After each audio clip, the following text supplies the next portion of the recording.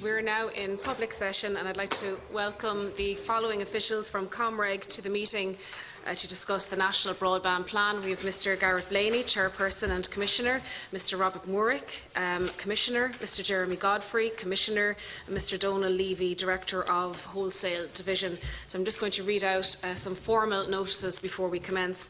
So before we begin, I wish to draw your attention to the fact that by virtue of Section 17(2)(l) of the Defamation Act 2009, witnesses are protected by absolute privilege in respect of their evidence to this committee. However, if you're directed by the Chairman to cease giving evidence in relation to a particular matter and you continue to do so, you're entitled thereafter only to a qualified privilege in respect of your evidence. You're directed that only evidence connected with the subject matter of these proceedings is to be given, and you're asked to respect the parliamentary practice to the effect that where possible you should not criticise or make charges against any person, persons or entity by name or in such a way as to make him, her or it identifiable.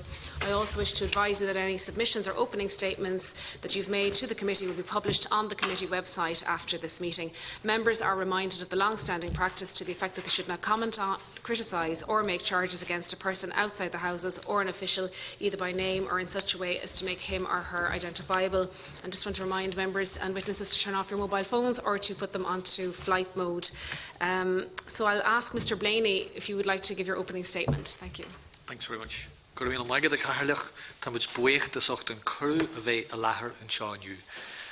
you, Chair, and on behalf of the Commission for Communications Regulation, I welcome the opportunity to appear before today's hearing in relation to the National Broadband Plan. I am joined today, as you've already mentioned, by my fellow Commissioners, Jeremy Godfrey and Robert Murrick, and also my colleague Donal Levy, Director of Wholesale Division. This is my first opportunity to appear before the committee in my capacity as Chair of Comreg, and both myself and Robert have just joined the organisation in January, so we welcome that.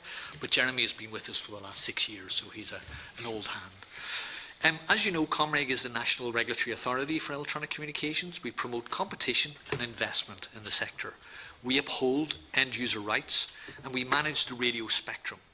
In our recently published strategy statement, we have confirmed our vision for the sector that consumers and businesses in Ireland have affordable, high quality and widespread access to communication services and applications that support their social and economic needs. Our role in achieving this vision is to ensure the communications market operate effectively in the interests of end users and society. Over the past years, predictable and proportional regulation, in our view, has created an environment which has led to investment in high-speed broadband networks covering 3/4 of the premises in the state.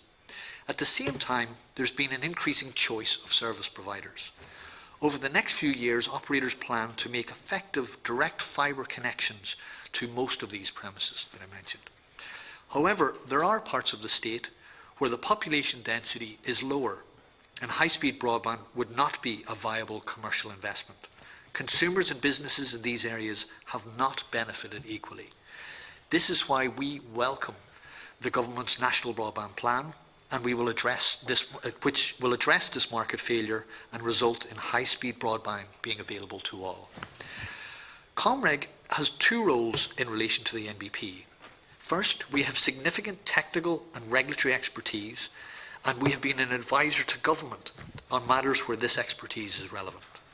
And second, we're the independent regulator of the market, which includes regulations of certain products that National Broadband Ireland, NBI, may require as inputs to its network.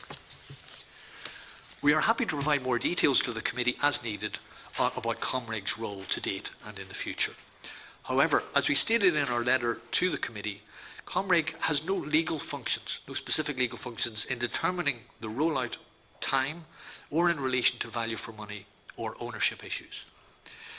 To date, our primary role as advisor to the government has been in relation to issues highlighted in the European Commission's state aid guidelines.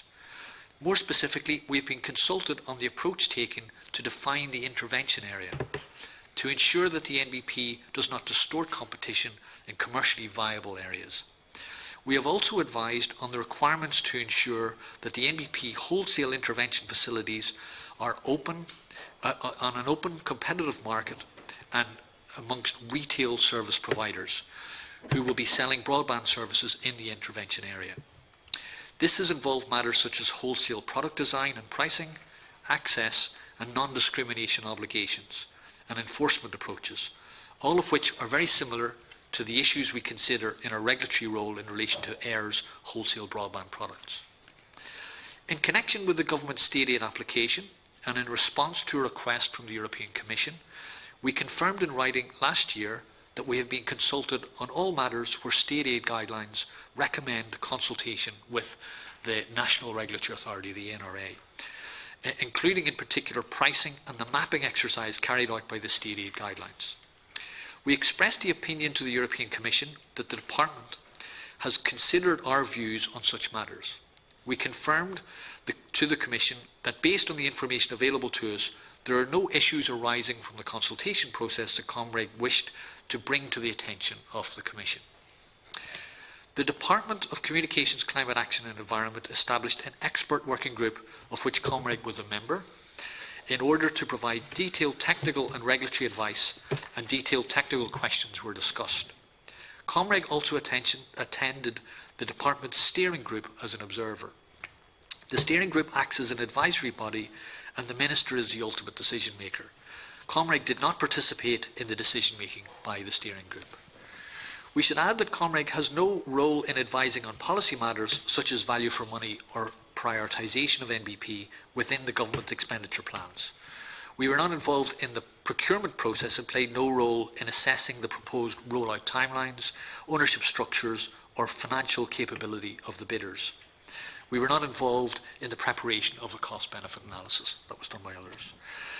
These matters are properly the responsibility of government and its spending departments rather than for an independent regulator with a defined statutory role.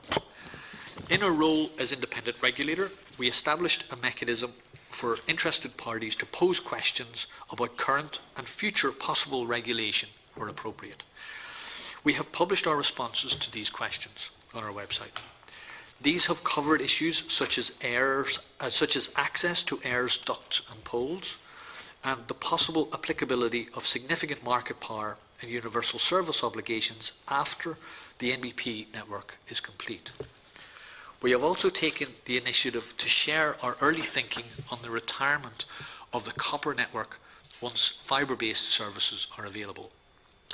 For the future, it is possible that Comreg could play a role in advising the Minister or his or her representative on certain post-contract governance matters to the extent within Comreg's expertise, primarily involving the issues on which we have been advising to date, such as product design and non-discriminatory access for retail service providers.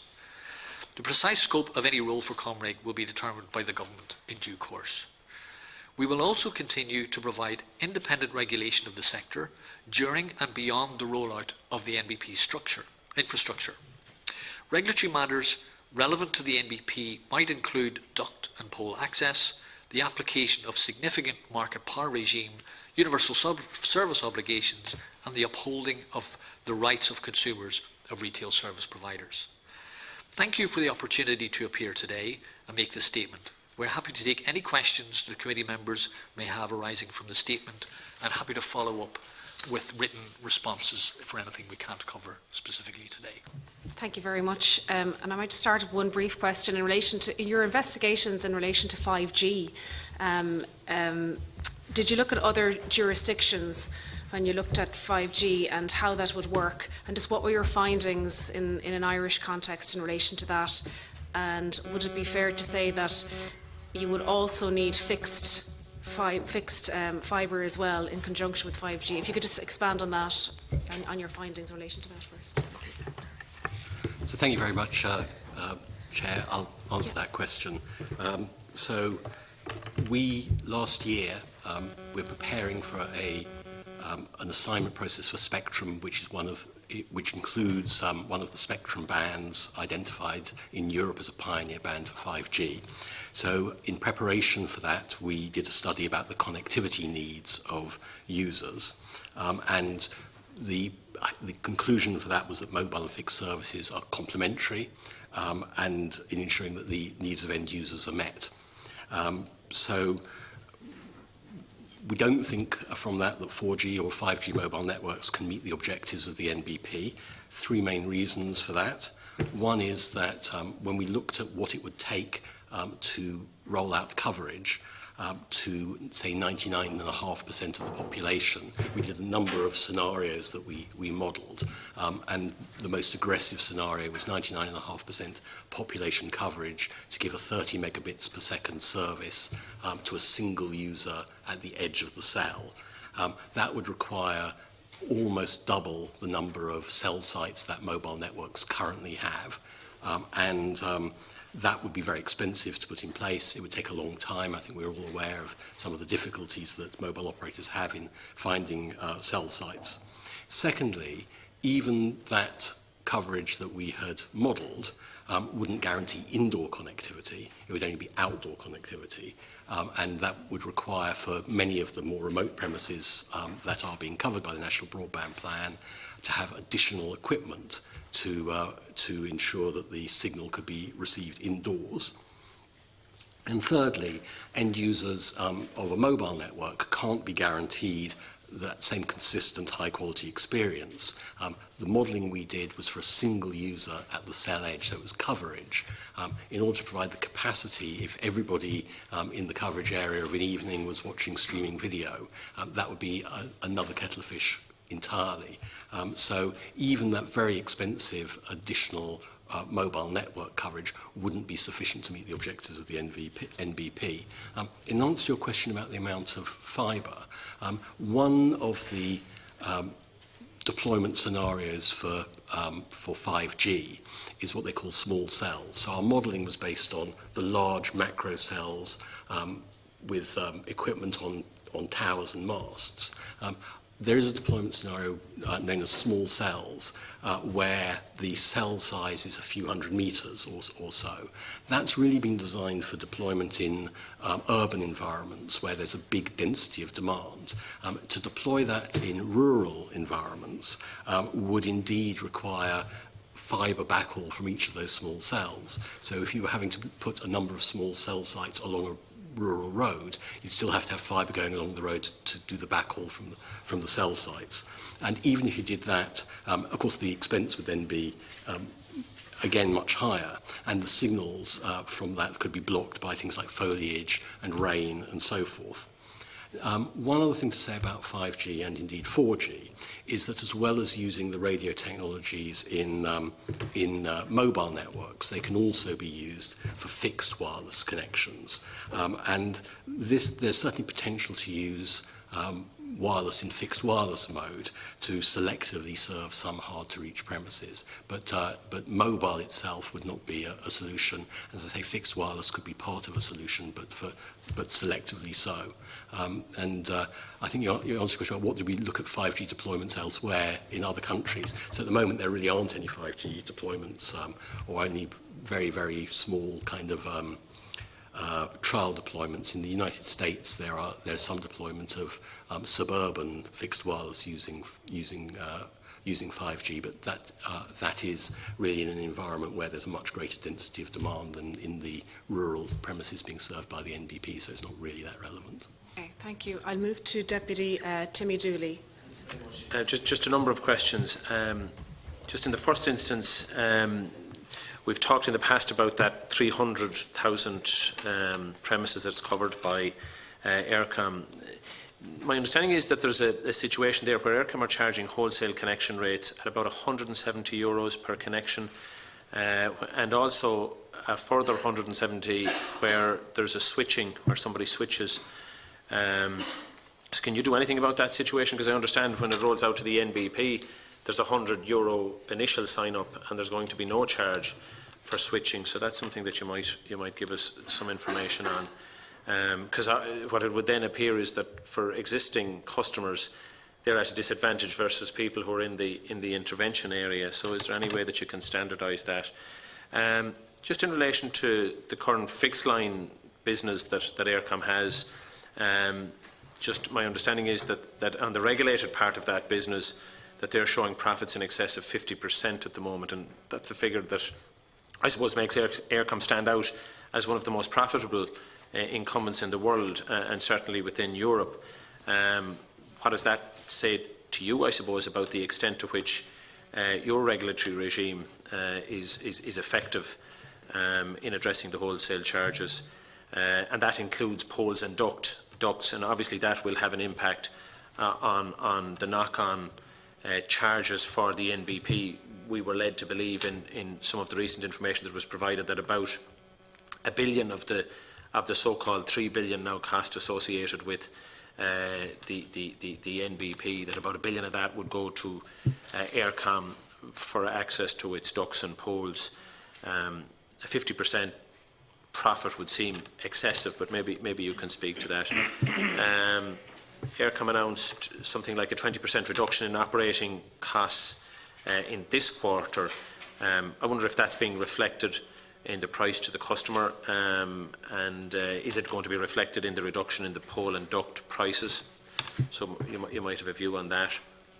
Eircom also recently announced to the market that it had refinanced its debt at 3.5%, where essentially the shareholders had converted equity to debt by adding more debt on the company books.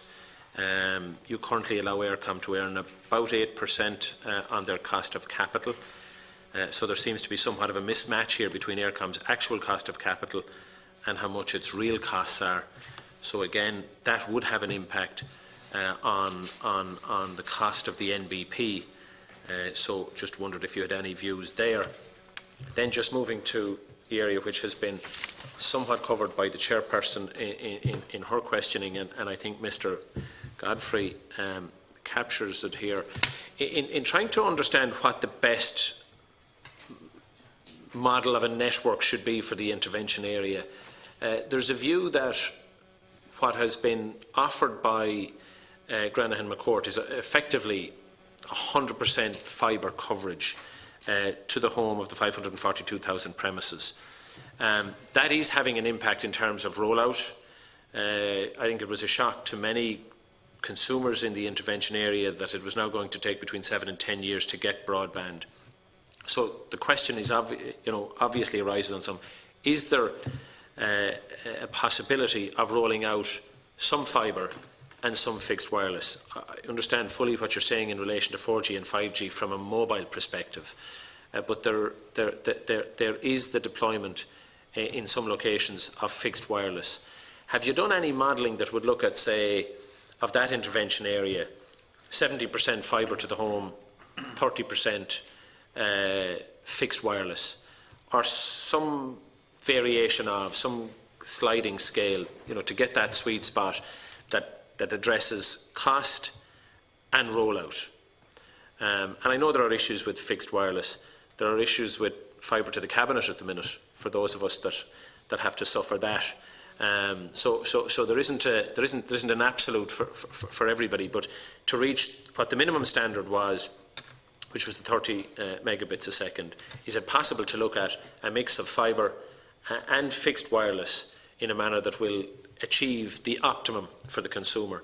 Because saying to somebody who today has a kid about to enter perhaps primary school that they're going to have their Leaving Cert completed, as the Leaving Cert starts today, they're going to have their Leaving Cert completed before they get fibre to the home, I think they would accept, in my view anyway, perhaps a fixed wireless solution that would see them getting deployment within 2 to 3 years, rather than having to wait potentially 10. So if you can, In any order you wish.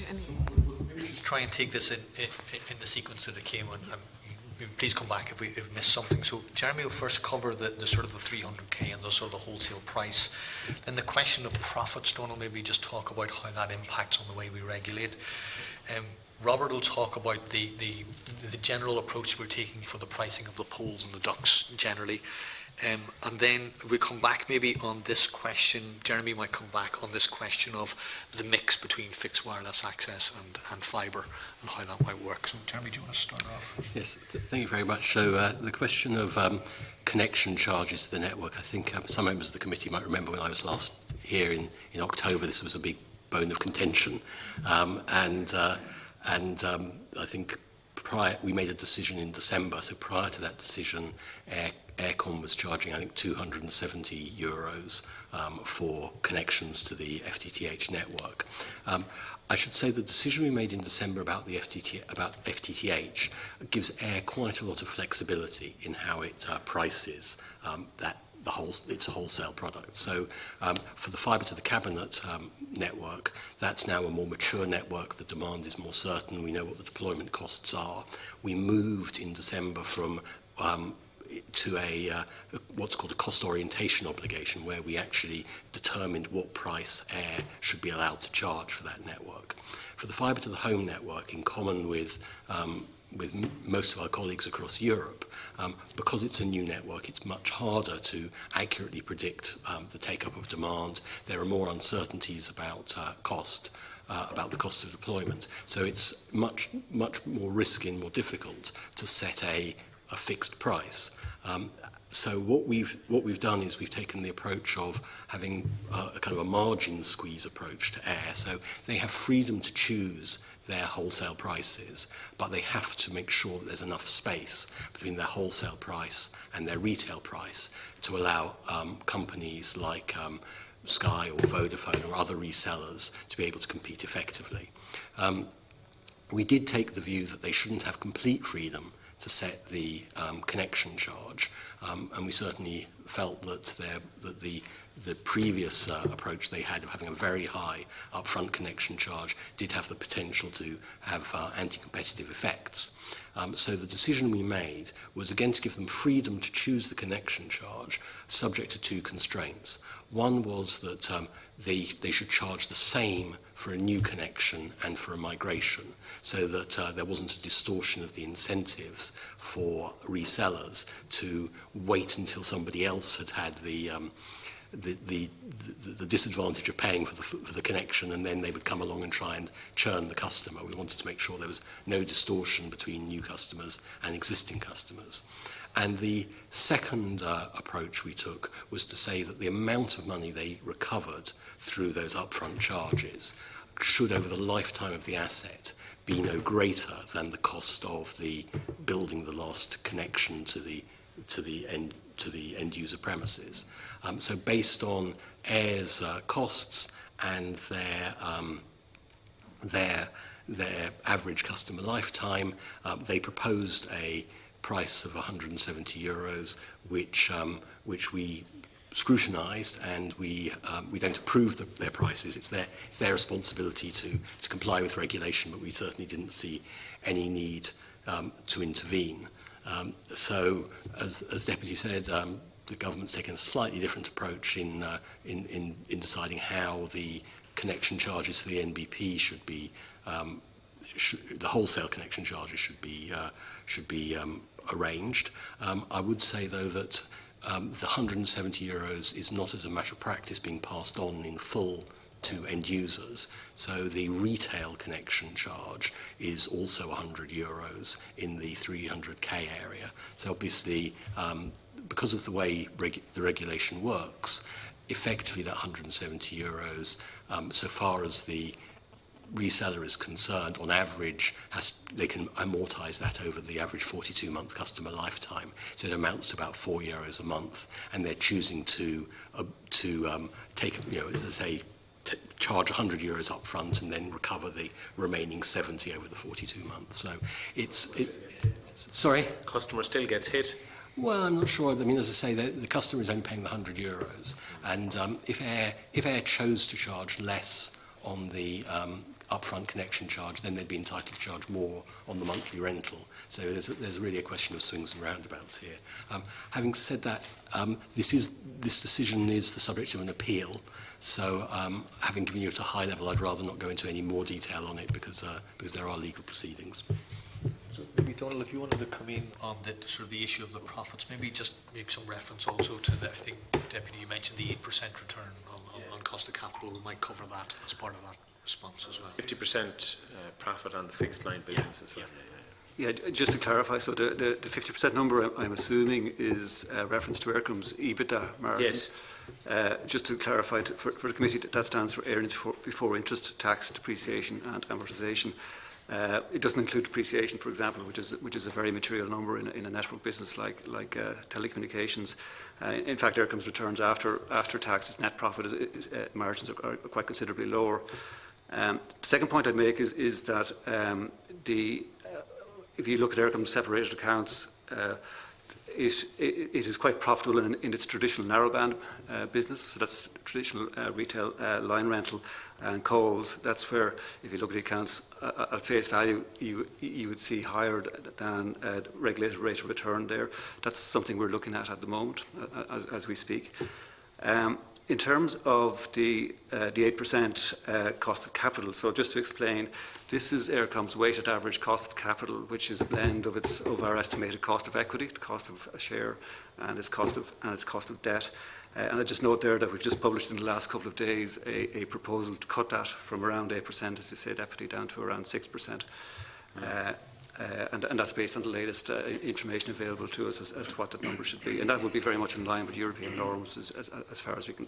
So, it is your intention to cut that to 6%? Well, that's just a proposal. We have to consult and we have to consider what comes back to us. So we'll probably have a decision out by the end of this year, I would think. But that's something that's just a proposal at the moment. I think that covers the points. Okay. And the 20% reduction in operating costs? Certainly Eircom has cut costs in the last year or two. I understand from Eircom that the bulk of that is not related to field force, but it's to do more with corporate overheads and so on. So, and I would say that in doing our modelling, we model Eircom's network based on modern efficient practice as best we can. So sometimes these things move out of sync, but my understanding from Eircom is that the bulk of that reduction is non-field force related. So I might just ask Robert then maybe to come in and just sort of set out our normal process for the poles and ducts and how that will work going forward. Okay, Deputy. Comreg indeed regulates the pole and duct prices of Eircom. That is part of the regulation of all civil engineering access infrastructure that Eircom has. Broadly speaking, we regulate prices. We also regulate a number of the functional requirements of how poles and ducts work. But let me first address the question that you had about pricing. When we, as regulators, say to a company like Eircom that they have to open up their poles and ducts, it is logical that they can charge a price for that. We set that price. What we do here and what we have done is that we have said that Eircom may charge no more than its effectively incurred costs. So what that means is that we look, of course, at the actual cost, but we then set a price that is more related to what an efficient operator in the market would charge. So we don't allow inefficiencies that Eircom may have to be paid for by competitors in the market. So the measure here, and that's a European standard, is that Eircom can pass on efficiently incurred costs. And the last time that we calculated that was back in 2016. We have kicked off a review of that pricing internally now, and we're going to consider whether the use of poles and ducts should be any different in the context of the NDP. Yeah, I suppose it's just to help us and help the people who are waiting for this service to try to understand why there's a necessity again for the taxpayer to pay for the use of a pole or a duct, considering that whatever contractor wins this will be putting the fibre across or stringing it along those poles or putting it through the ducts. The contractor will be paying for that anyway. I think there's a lot of citizens of the state, taxpayers, who will find it difficult to understand why Eircom should be paid anything for the use of the pole and the duct. So that's why I think you need to set out that clearly for us. Let me set it out in a very high level, and then if Mr. Levy wants to fill in some detail, he can do that. But by law, and this is basically even regulated at a European level, we can open up infrastructure, we can regulate certain parts of what is in the end an asset of a privately held company. But that privately held company should be reimbursed for that fact. They have costs, they maintain the poles, that's an asset that is on their books. What we do is, as an independent regulator, by law, we have to figure out what the efficiently incurred costs are. We can't force Eircom to give something away for free. That's not how it works. What we as a regulator do is figure out what the price is so that Eircom gets reimbursed, but doesn't get reimbursed more than what it really is due to it. So we try to strike a balance. People have this issue is that we've heard this notion of €20 per pole. Yeah.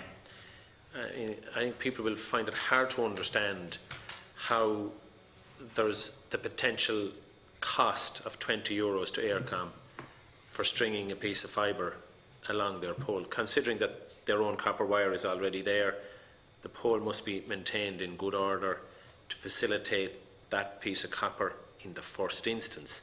So, whilst of course it's an incremental piece, it's just hard from a lot of taxpayers' perspective to understand how it could be €20 a pole, or how there could be any cost in relation to the maintenance of a duct, quite frankly. Now, of course, it's a private asset, and there needs to be some compensation or some payment made for access to it. But I think it seems to be excessive. I think people rightly are concerned that the total amount of taxpayers' money going to a private company for the duration of this contract is €1 billion, considering that, of course, Eir themselves will have access to the fibre to sell services through to the end user. But that's a separate issue. It's just the cost, and I don't profess to have access to the information that you have in terms of making that determination.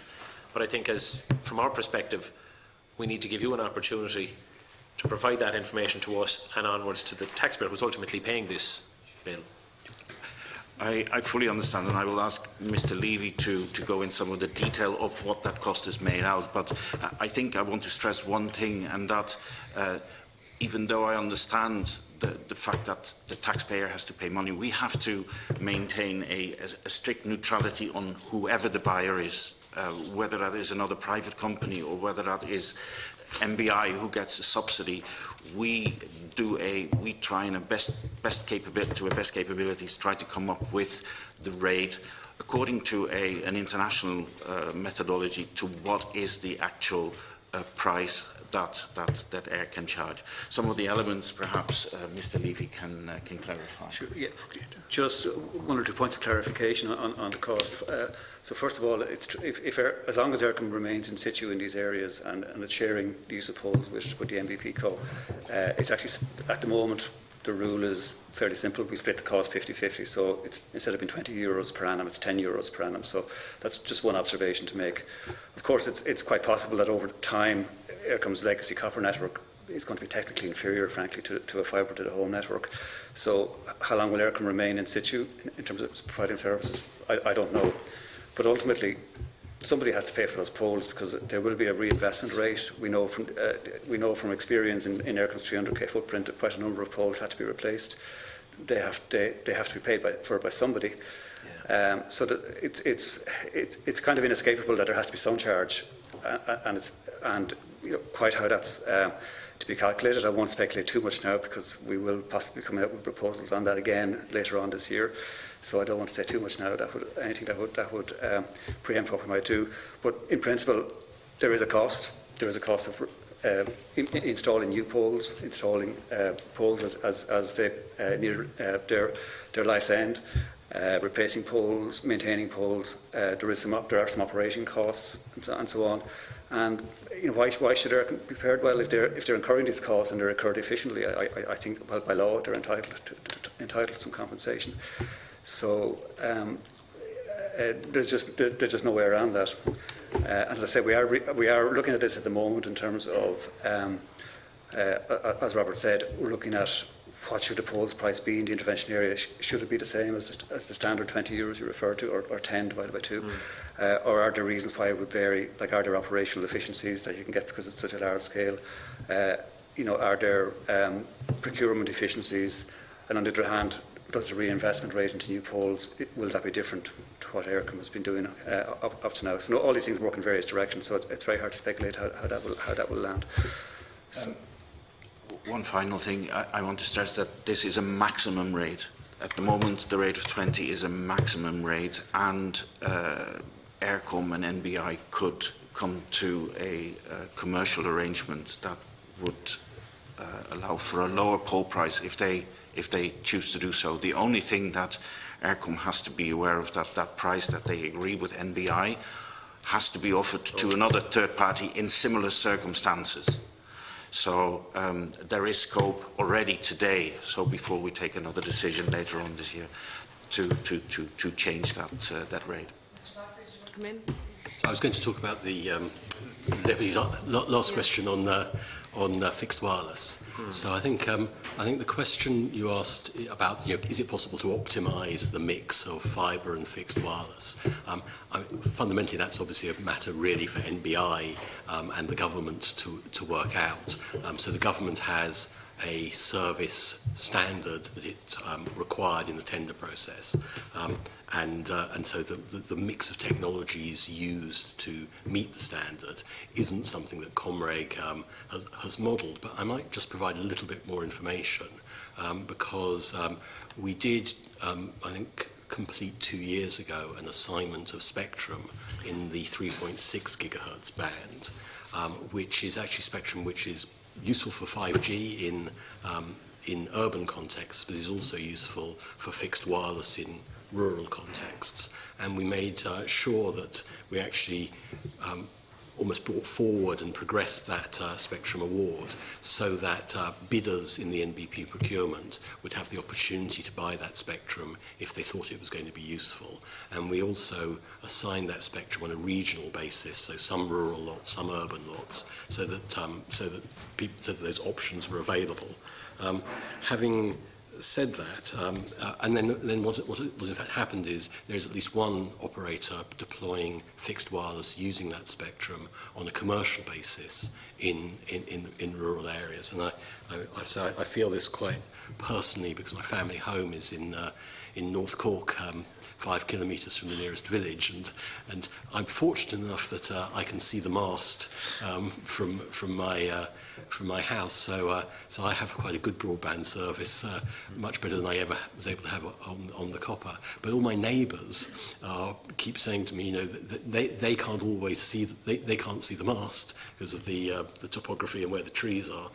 For one of my neighbours, I've actually got a repeater on my chimney, so that they can get service from one of them. So I think that illustrates both the potential and also the difficulties of using fixed wireless in these areas. So whether quite what the optimum choice to be made by NBI in rolling out its network is, I mean, they've had a lot of people working on that and working with the government on their network design. I would say there are also, as I say, at least for some lucky customers, the potential to get services from commercial operators in that area. So it's certainly a possibility, but as I say, exactly what the optimum mix isn't something that Comreg has a mandate. Just a final supplementary on that issue. I think back some time ago, you accepted that you were paying rebates to some of the auction winners for that 3.6 gigahertz spectrum that you talked about. Are you still doing that, or? I think most of the spectrum licenses have now been commenced. There are still some where the transition is not yet finalised. So there's full information on our website. I can send you the information about it. But of course, if the spectrum isn't available to the people who won it in the auction, then we give them a rebate to reflect that. And you might just clarify why it's not available. Was it because some incumbent hadn't moved off the spectrum, or is there some issues there? So there are quite a few customers. So this wasn't greenfield spectrum, it was already in use. And it makes no sense at all to withdraw service from customers who are using it until the new till the new operator is ready to use the spectrum. So we've run a transition process where the new owner of the spectrum tells us when they want it, and then we make sure that the old user of the spectrum is out. So it's, of course, 3.6 is a new band, and it's taken a bit of time for the equipment manufacturers to produce the right equipment. So we've just made sure there's been continuity of service.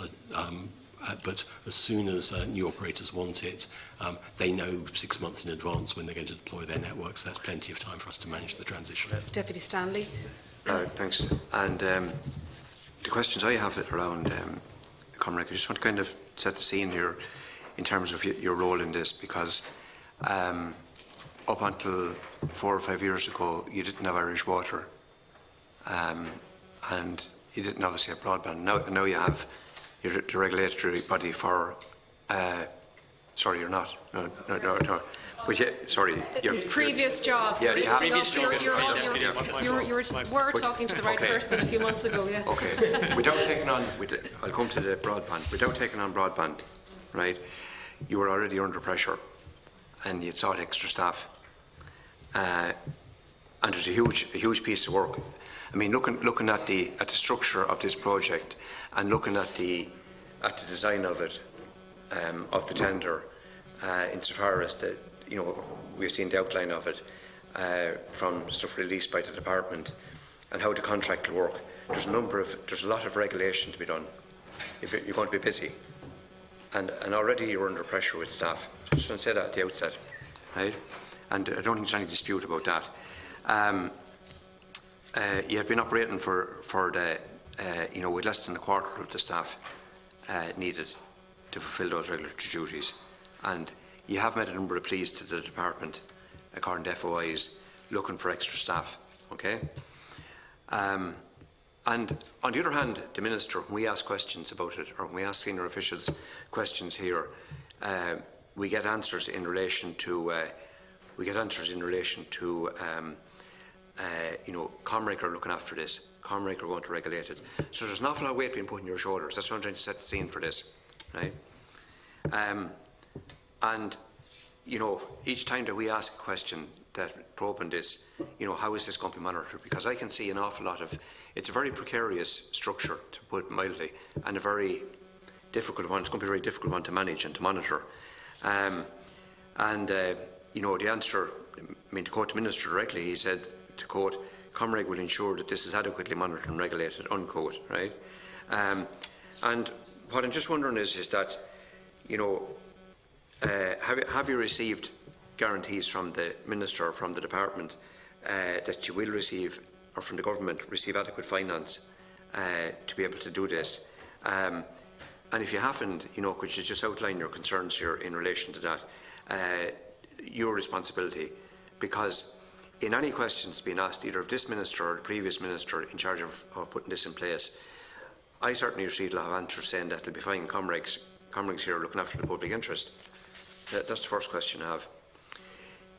Just overall with the NDP, the public are looking at this and they're saying, that the risk from the investor of 180 million is there, okay, and that there are a number of other risks, of course, with how things have changed in the last 3 or 4 years on this, and even in the last 12 months on this whole project. But we'll say from their point of view that 1 billion. 0.9 billion mentioned sometimes, but 1 billion to be mentioned as well in discussions around this will go to another private company called AIR. And the question was asked earlier, why have to be paid? Well, the reason it paid is to a private company. It's privatised in 1999, the telecommunications network.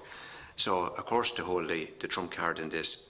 And they effectively have a monopoly on the network because they control most of the network.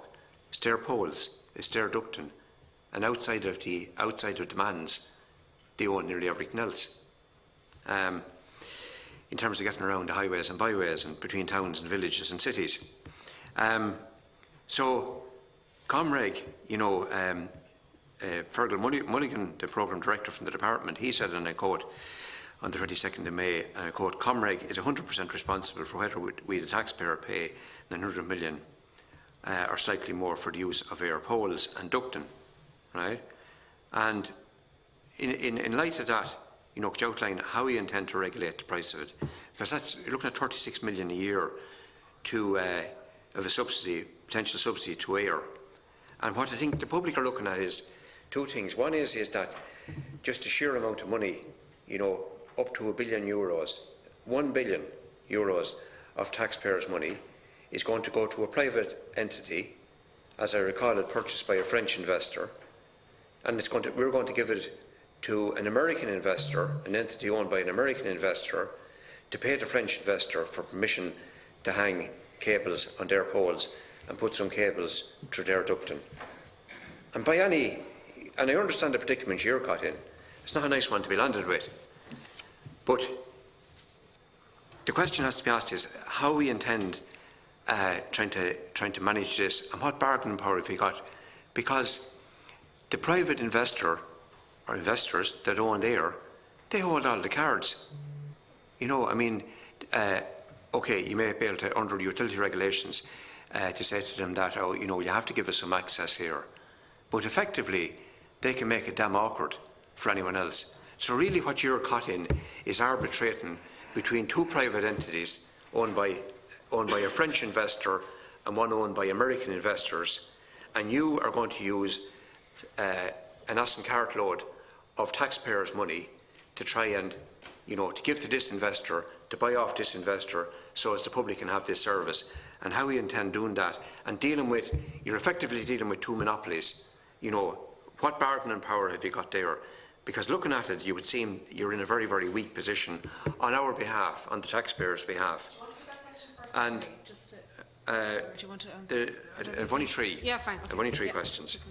The other question I want to ask is that Minister Bruton told the committee on the 5th of May, and I quote, in the case of a residential home, the price is set at €30 per month per subscriber. This is an entirely regulated business, unquote. Right? What I want to know there is, can Comreg confirm what role it played in the decision to charge €30 per month? And is it €30 per month? And what's the figure based on? Is that figure, I'm asking that question because last November, as I recall it, Comreg issued its regulation regarding wholesale access price for broadband and set it at €19.54 per house. And why is the contract now saying €30? And the €30, what control have you that in the future going forward? And is it index linked? And again, in terms of you're dealing with a monopoly here, and I know you'll say that you have certain powers and all that, but effectively the key flaw in all of this is that you're dealing with monopolies. And the contract here for the NDP, if it goes as the government is driving it in that direction, that will have full control of that NDP network. And related to that, you did say in your opening remarks, you said that for the future it's possible that Comreg could play a role in advising the Minister or his or her representative on certain post-contract governance matters to the extent that Comreg's expertise were primarily involved, blah, blah, blah, right? And you went on there. And on that board, if you look at it, there's 9 members. And you're representing the public interest, and we're supposed to be representing it here. That's why we're having this conversation here today, which I think is useful. But on that board, there will be 8 people representing the American investor, who, as we learn now, will put in around 30 to 40 million in the early days of this. The taxpayer who will put in the early years, who will put in up to 3 billion, is represented by one person. So your interest, our interest, the interest of the Irish people of the Irish state is represented by one person. And the people on the board, the loyalty of those people who are on the board, the loyalty is to the company. That's the corporate entity, National Broadband Ireland, NBI. That's where their loyalty will be. there will be appointed by, because I asked for clarification on this in recent weeks, there will be appointed by the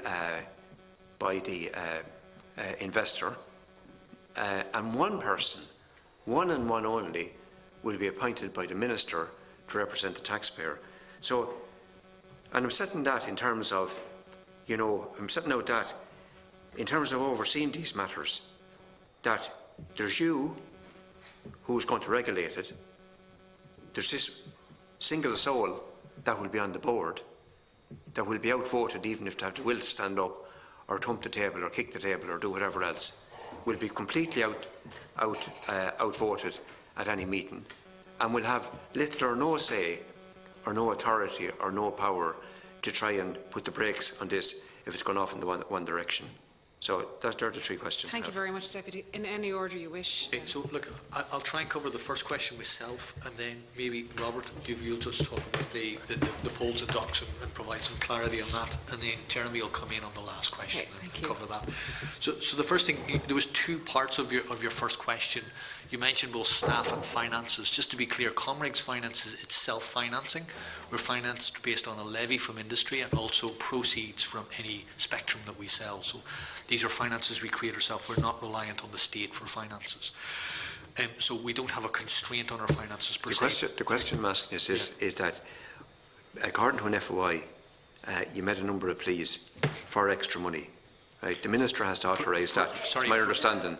Yeah. No, just let me clarify this. Yeah. The Minister has to, my understanding is, and correct me if I'm wrong, that the Minister has to authorise that. Stop. Right? Stop. Yeah. And if that's the case, have you received that? Have you received any assurances from the Minister?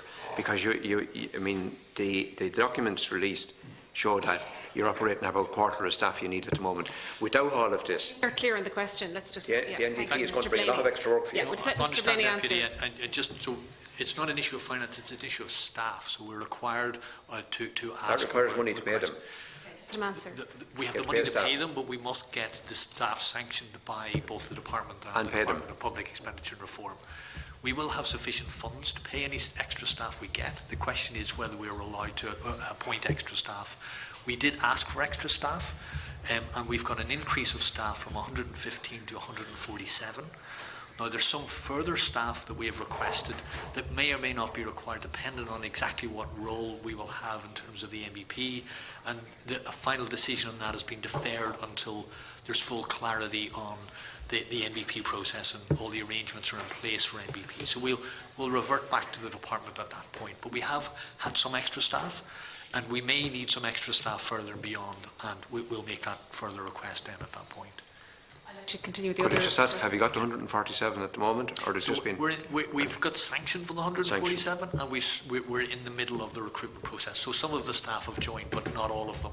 We're not up to the full complement as yet, but we'll be relatively soon. Which are still falling a long way short of what you actually set out you needed. We're still short, and I think we'll get clarity once there's full clarity on the NBP process. So it's not a complete process at this stage. With other questions there, I'll let you answer them. Yes. Yeah. So look, I'll hand over to Robert then for the next question. Okay. Let me try to give you some assurance that access to poles and ducts will be provided relatively efficiently and effectively. That's kind of the nub of your question. Can we guarantee that a company like AIR, who has all those poles, will provide access? As I said, we have powers on the legislation to do two things, and we're doing two things. At the first hand, we're setting prices for the poles and ducts, and as I explained earlier, to the question of Deputy Dooley, we have already prices in the market for the poles, and we are at the moment looking at whether those prices need to be revised, and hopefully we can consult on that later this year. So they are powers. We can request information from AIR, and we can really dig deep into what those costs should be before we set anything. So I think we have very good powers by law, what we can do there. Then there is a second aspect I think that is important to mention here, and that is what I would call more the functional requirements of pole and duct access. Back in November last year, we issued a new decision about the manner in which Eircom has to give access to those poles and ducts. In summary, and it's quite detailed, but in summary, there are now very detailed provisions to ensure that Eircom provides access to their ducts and poles in exactly the same manner as they use those ducts and poles themselves. So, for example, they've just rolled out fibre to the home in the 300,000 area. They have to give that type of access in exactly the same way to any access seeker that comes around. We also looked around Europe and made sure that the provisions, the obligations that we put on Eircom are in line with best practice around Europe. So I think it's not a matter of having the legal powers, which we have. We have made pricing decisions. We have made those decisions around the functioning access. It's now a matter of following through, and MBI, in this case, can apply for access with air. And if there were to be an issue, if they were to find any problems, they can raise those problems with Comreg, and we can adjudicate in those matters. So, just ask for clarification on that. That in relation to your request information on them, and they'll give you their information. Okay. Mm-hmm. And you know, you have in your opening you said about, you know, that you described that you're operating in a market situation, going into a market. There isn't a market. Eircom are the sole owners of that network. Eir are the sole owners of that network. So there isn't a market. Market doesn't operate. It's the state dealing with a monopoly. And the question the public are asking is that since it was sold at the time by the then Fianna Fáil government in 1999, there's been very little investment in the actual network on the ground. And driving around the country, you will see poles falling over all over the place. Some of them have actually collapsed into ditches. But hey presto, in recent months, they have seen new poles going in place. And what is becoming, what looks like what's happening is that Eir has found a situation where they're now guaranteed an income stream, and it's in their interest to erect new poles, which you would probably say to them, you know, you can't hang wires on a pole that's already broken in two halves or fallen over into a ditch. And what's really happening here is that the public are subsidising the reinvestment in their pole and duct network, which has been neglected by all of the different capitalist entities that have sold on Eir at different times. They've passed it from one to the other like a game monopoly over the last 20 years. And what's happening now is that the public are now going to subsidise the renewal of that pole network by and large. That's what's actually happening on the ground. If you drive around, you can see that happening. If you want to come in briefly on that, and get ready for that oversight question. Yeah, but effectively, you're not dealing with a market. Very briefly, because there is, as you said, no competitive market for poles and ducts. Correct. We have to ascertain what the right price is. And my remark about getting information is that we are allowed insight in the books of Eircom to see exactly what those costs are. And finally, in order to determine that price. And then finally, Eircom is currently rolling out fibre to a number of premises, 300,000 premises. I don't have any specific detail, but in order to do that, they will have to replace poles in order to make the network ready for that infrastructure. What we will determine is that if NBI needs access to poles in the intervention area, that they also get access to a pole network that is fit for purpose, where Eircom has replaced the poles that are falling over, etc. So it's actually a necessity in order to build that new network. So that is kind of the. Well, my point is that it will be funded by the €1 billion from the taxpayer. It will be funded by that. That's what's actually going to do it. That's the game they're playing, and it's a good game. Mr. Godfrey, it'll come on itself. Yeah. It comes on itself. Brilliant. I'm used to in Brussels, you have to push. We're gone automatic here. Deputy, you asked about the monthly price and how that compares with the prices that Comreg regulates. So maybe I'll just provide a little bit of background. So the key product that we're talking about here is a product that's called virtual unbundled access. And that's the high-speed broadband connection between the customer premises and the local handover point. Typically in the air network, that'll be the local exchange, telephone exchange. And then a retail service provider can either provide its own backhaul from the exchange, or it can buy a bundle of the VUA, the virtual unbundled access product, together with backhaul.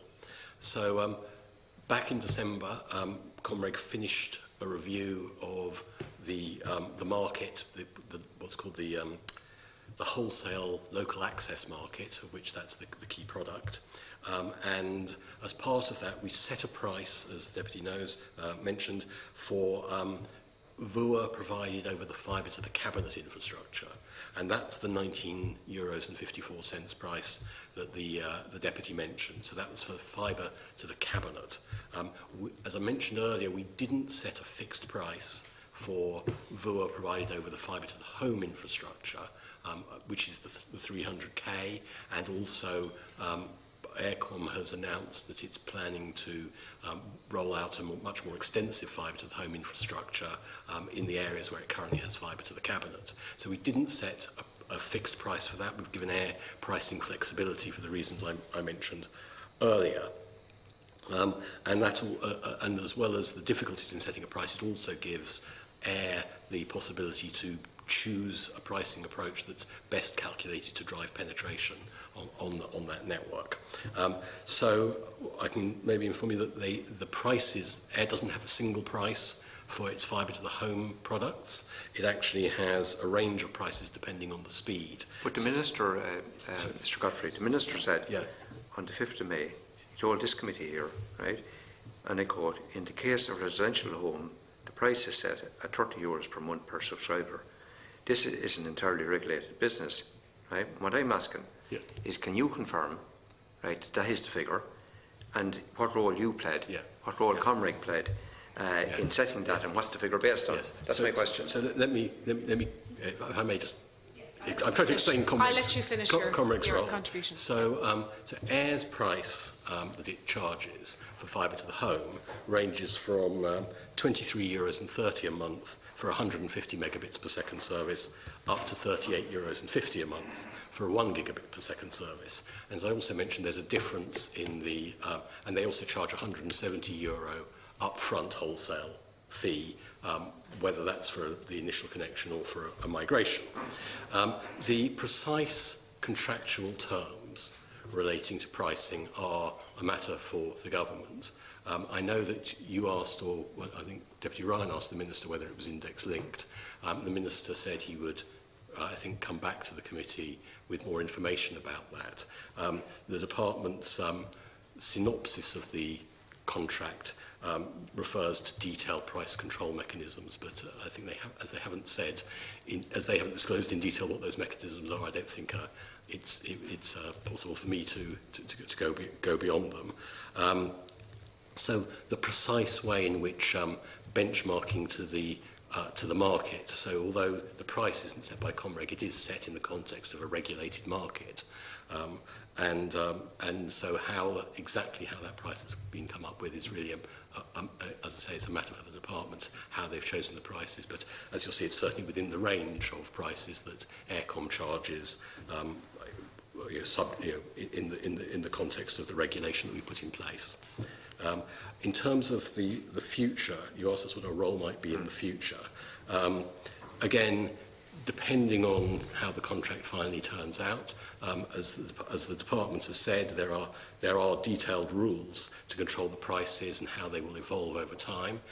To the extent that Comreg has information or insights or technical expertise that is useful to the Minister or his representative in applying those provisions of the contract, then it would be natural for Comreg to be asked to provide that advice or input or expertise, and subject to us having the appropriate statutory mandate and resources to do it, then of course we'd be very happy to do that. As Garrett said, the resource conversation with the department and with the Department of Finance has resulted in them giving us the resources we required for our day-to-day business, which includes the resources we would need for continuing wholesale regulation under the significant market power regime, which includes the continuing scrutiny of the duct and pole price, but specific resources, because that's just part of business as usual for us. It's not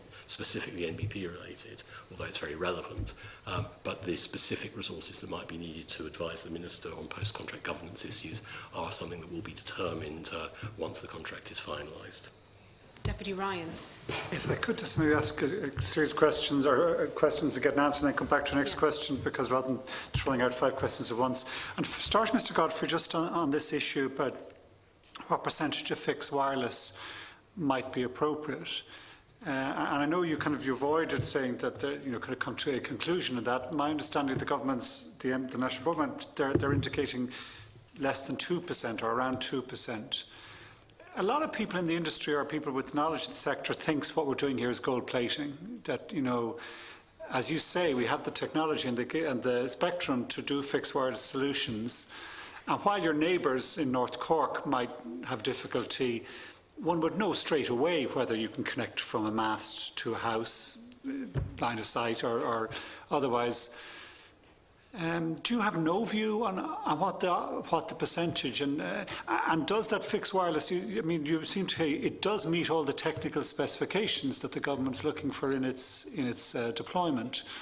Has the Comreg you're there to protect the public purse as well as to protect the consumer. It may well be in the consumer's interest here to have, as Deputy Dooley says, fixed wireless has the advantage of being able to deploy it quicker. Have you done no assessment of what the percentage might be in terms of fixed wireless, what the capabilities would be? Let's look at it as a capability, first of all, for within the National Broadband Scheme area. Is there any assessment done by Comreg as to what that could be? So I think we haven't done an assessment of how to optimise the NBP.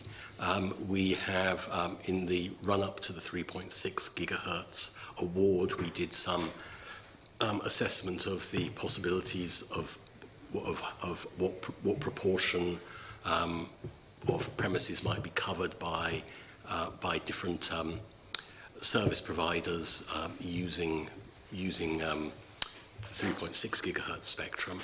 That was, I think, in a report which I can happily share with the deputy. I think the question really of the role of fixed wireless, I think one of the things we did do through auctioning the 3.6 gigahertz spectrum is we've certainly enabled commercial deployments to happen because the spectrum is available for people to use for that purpose. I think one of the problems with fixed wireless is it's difficult to see it being used as a comprehensive solution in any geographical area because of these line of sight issues. So even though I can get it, if my neighbour can't, then if my neighbour's going to be served with fibre, then they might as well serve me with fibre as well. So I think I'd say we haven't. It's not been our role to do that detailed planning, but I'd say we're not that surprised that the choice made has been to use fibre. And sorry, if I may also say, you talked about the technical characteristics. Fixed wireless can certainly provide a good service. It tends to be a contended service, so that it can get overloaded if it was tried to be used to provide universal service to everybody in an area. And the other issue with wireless is the requirement for future-proofing. So fibre, I think, is certainly better able to meet the requirements, because the upgrading of the speeds and the capability of fibre can be done merely by changing some of the equipment at the end, whereas changing the capability of wireless would involve the deployment of whole new technology. Just briefly, did that issuing of the spectrum and the 3.6 gigahertz, did that, and the take-up of it by some commercial operators, did that lead to adjustment to the map area for the National Broadband Plan? Did it lead to the taking out of any areas? I don't think so, no. No. Okay. Can I ask Mr. Blaney, or indeed Mr. Levy, you said in your statement there that we've also taken the initiative to share our early thinking on the retirement of the copper network once fibre-based services are available on air. So I presume what you're assuming is when the fibre optic goes in, obviously the need for the copper becomes redundant, and copper has a value actually as a recycled value. You're expecting that air will take out. They won't have a requirement to maintain on a universal service obligation that fixed line copper solution. I presume the fibre would be acceptable. So we can assume the copper will be taken out reasonably quickly once an area is serviced with fibre. Yeah, I don't think we can make that a presumption. I might bring Mr. Godfrey in and just to go through a So I was involved in the sharing of the early thinking. So I think one of the things we'd said was we certainly don't see any reason why regulators should insist that parallel copper and fibre networks remain in place, and that the consumer would have to bear the expense of having two networks in place. And so we want to make sure that there are no regulatory barriers to the retirement of copper. And we made, so in our early thinking, one of the things we said was we don't see that the universal service obligation is technology neutral. So it's an obligation to provide a service, to provide a connection, to provide a voice service. And if that can be provided over fibre rather than over copper, then whoever is the universal service provider should certainly have the right to choose the most cost-effective technology. And so the cost savings from retirement of copper ought to be achieved for the benefit. Is the regulated cost for Aircom that they can charge in maintaining those poles in part covers the cost of maintaining a copper wire on the network, on those poles? If we remove the copper, does that regulatory cost just switch over then to the national broadband? How do you recoup the cost that was previously on the copper? So I think, as Mr. Levy said, the cost to be recovered from a pole is €20 a month. If there are two networks on the pole, it's split 10 each. If one of the networks goes away, then the remaining network would have to pay the full 20. Okay. So I was going to say also the other aspect of our early thinking was, in order to protect the consumer and to protect competition, was to say that if Air were to decide to withdraw the copper, then that would have to be done in a way which protected the interests of end users. So they shouldn't have to pay higher prices. They should be adequately informed. They should be told about the differences in the service characteristics. And similarly, wholesale service providers who are making use of the copper network should also be able to migrate to equivalent services over the fibre network. Mr. Godfrey, sorry for concentrating on you, but you said something again previously just there in that, and it relates to what Deputy Stanley was asking, in this average wholesale cost for broadband access. The Minister was making a great play on that this €30 a tonne was the standard. It's the same in the country, same in the city, same everywhere. But what you said is clear is that, well, that's not the case. It can vary from as little as €23 for, was it 150 megabyte connection on broadband, up to 38 for a gigabyte. And I think it's just important to make that point, that 30 figure, €30 a house, isn't sacrosanct, shouldn't be. Do you have a view, and you raised the point yourself as well, as whether such costs should be index linked?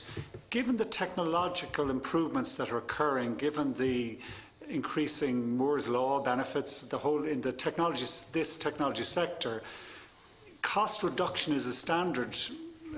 If you're looking over the last 10 or 20 years, what the cost of connections and providing data to the home of whatever variety of different sources has continued to decline. Does Comreg have a view on whether we should index link such services or not? So I think the contractual provisions relating to revision of the wholesale prices for NBI are a matter for the government, not a matter for us. What we are involved in is regulating the wholesale market in the areas where where in the commercial areas. So at present, we've allowed Air some pricing flexibility. As you say, given Moore's Law, given if you look at, say, the mobile networks, it's been very common that over time prices have the amount paid by each user each month has remained more or less the same, but the amount of data people get and the amount of data people are consuming goes up. So that's a pretty common phenomenon in the telecoms industry. It's possible that at some time in the future we might decide to have a cost-oriented price for fibre to the home. That's something we would probably end up considering next time we review the market, which would be in 5 years' time. I wouldn't be surprised to see that the forces of competition in the market might drive, and changes in user behaviour might drive the changes in the prices in the competitive market, and then the benchmarking process, which is used in the contract, and which, as I say, I think the government. It's for the government to provide you with further detail on that. The price evolution process is something that can take account of changes in the commercial area. But as a rule, in regulated telecommunications, you don't index link regulated service or regulated prices. It's cost-based, and it's general a technology area where cost continues to decline per data transferred rather than increase. So I think the precise way that prices will evolve, wholesale prices will evolve in the contract is something that the government has decided in the contract, and that's something, as I say, that if you want further details on that, that's something the government can provide. So on your question of whether index linking is appropriate, there is, I think Comreg has one index linked price that we set in our prices on the price of a standalone telephone line. That's still subject to index linking regulation. Ancient history, increasingly. Can I ask one of the things I've difficulty getting from the government? Again, the ministers were coming out in the debate on this in the public and saying, well, the reason why we are going for the gap model or the concession model, one of the reasons is because fibre degrades. And therefore, it would be a wasting asset by the end of the period. You'd have to reinvest. It's not. I've asked them for evidence to that effect, and they haven't come back to me yet. Has Comreg any evidence that fibre technology, fibre cable technology, is a degrading asset? Is there any evidence in any other jurisdictions, or indeed, when you roll, if you could cite to me an example of degrading fibre networks? I could, yeah. I just on your previous question. I just make the observation around technological change. What we found over the years is that civil engineering, the underlying build, is the vast bulk of the cost of a network, especially the local access network, which we're talking about here, and that's up to 80% wouldn't be unusual of the total cost, and that's much less susceptible to the sort of technological change that you're referring to. So while the electronic equipment certainly is much cheaper per unit than it was 20 years ago, so your cost of transmission is much lower per megabit. The underlying civil engineering infrastructure, the ducts and poles, that isn't as susceptible to the same technological change. So just to make that observation, and that's why I find the likes of line rental hasn't really gone down in price over. It's relatively stable. It's for that reason. Whereas cost of a call, obviously, or a megabit of broadband has gone down, very substantially. So you have that mix of two different factors moving in the same way. Mr. Levy, degradation. Do you want to come in on the comment on the future of fibre, or what's the depreciation period? Yeah, we set the depreciation period in Eircom's accounts for regulatory purposes. At the moment, we've used 20 years. So, at some point it has to be replaced. I'm not saying that that's set in stone, but certainly there is a finite life, 20 physical assets. So I thought fibre was slightly different in that it is the very nature of it and the light transmission within it. It doesn't degrade that significantly. I think, of course, long-term deployments of fibre, particularly in rural areas, are quite a new thing, but there is evidence, I think, that fibre does in order for the fibre to be able to take the light over these very long distances, it's not just a piece of glass, it's a very carefully constructed piece of glass that has makes sure that the light is kind of properly constrained within it. It's, as I say, it's not a normal piece of glass. It can, I think, as it gradually gets a little bit cloudier over time, its capability to transmit light, so they talk about the loss of power, does get greater over time in fibre. So quite what the lifetime will be, as Mr. Levy said, we've assumed a 20-year lifetime for fibre. Sometimes you find that things do last longer than that. Sometimes you find they don't. If you can send me any details you have on that, the clouding of glass. Yes, for just two short other questions, if I can. And this is, you kind of again say in your statement that the ownership issue is not Comreg's, but to a certain extent, it must be at the heart of Comreg's mission, because you're there, in a sense, to regulate a market where we don't have competition. It's to the core of the regulatory process is, and in this instance, we are creating, in effect, a monopoly. And it's a strange monopoly because the previous monopoly, Air, was transferred over to private ownership. Now, the state got paid $3 billion in that privatisation. The union got a third but that was the deal, that they got the network, we got the money.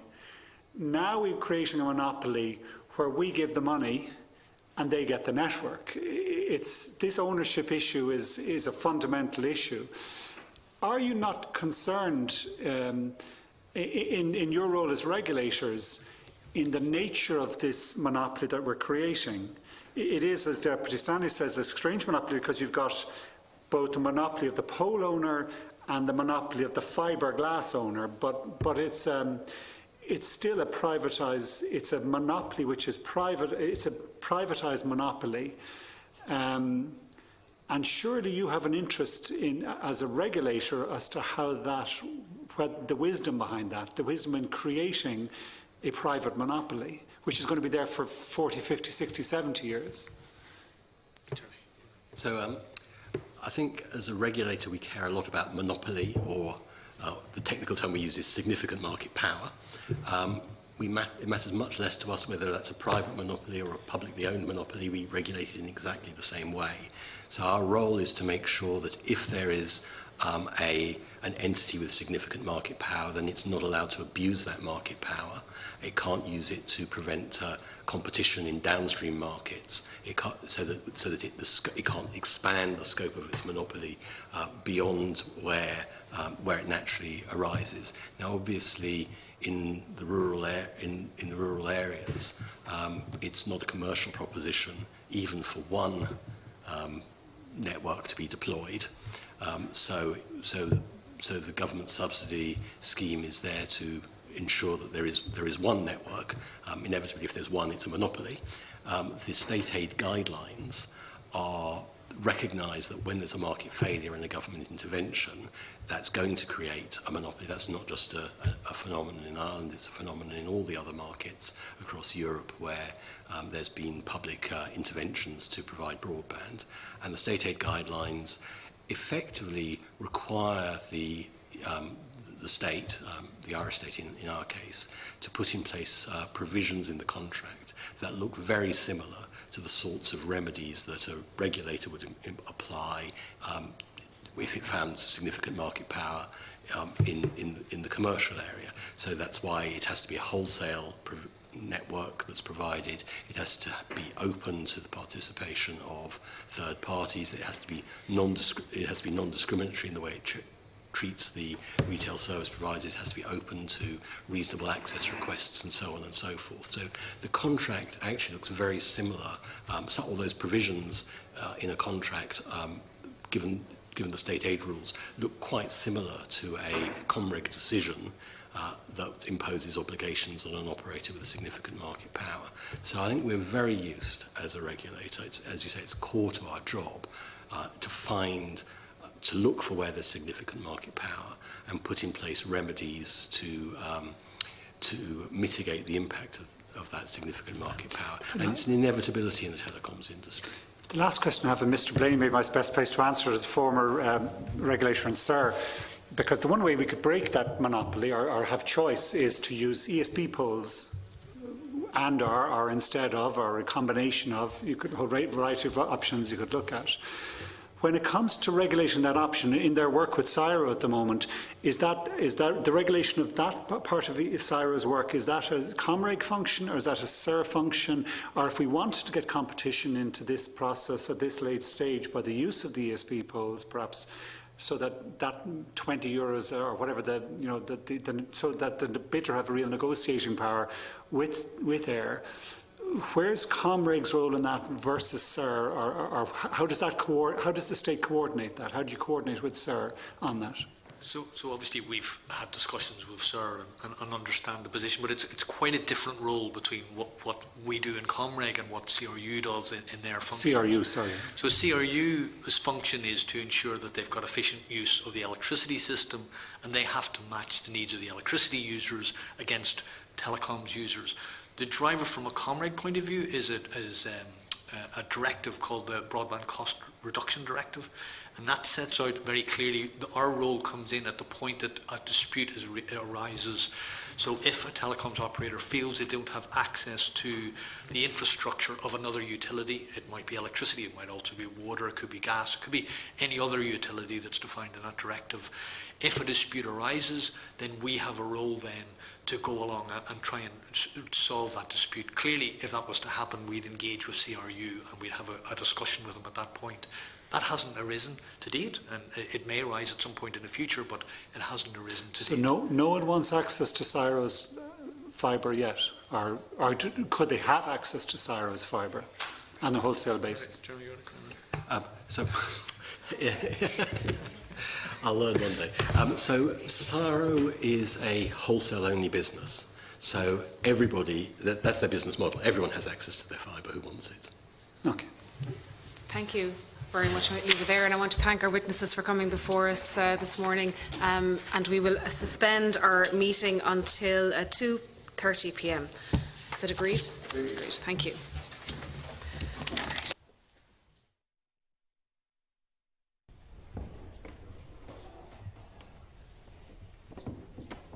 In public session, and I'd like to welcome the following officials from KPMG to the meeting to discuss the National Broadband Plan. So Ms Michelle Connolly, Head of Corporate Finance and Lead Partner at the National Broadband Plan, Mr Robert Costello, Director, and Mr Chris Rainbird, Director. So before we start, I'm just going to read out a formal notice. I wish to draw your attention to the fact that by virtue of Section 17(2)(l) of the Defamation Act 2009, witnesses are protected by absolute privilege in respect to their evidence to this committee. However, if you're directed by the Chairman to cease giving evidence in relation to a particular matter and you continue to do so, you're entitled thereafter only to a qualified privilege in respect of your evidence. You're directed that only evidence connected to the subject matter of these proceedings is to be given, and you're asked to respect the parliamentary practice to the effect that where possible, you should not criticise or make charges against any person, persons or entity by name or in such a way as to make him, her or it identifiable.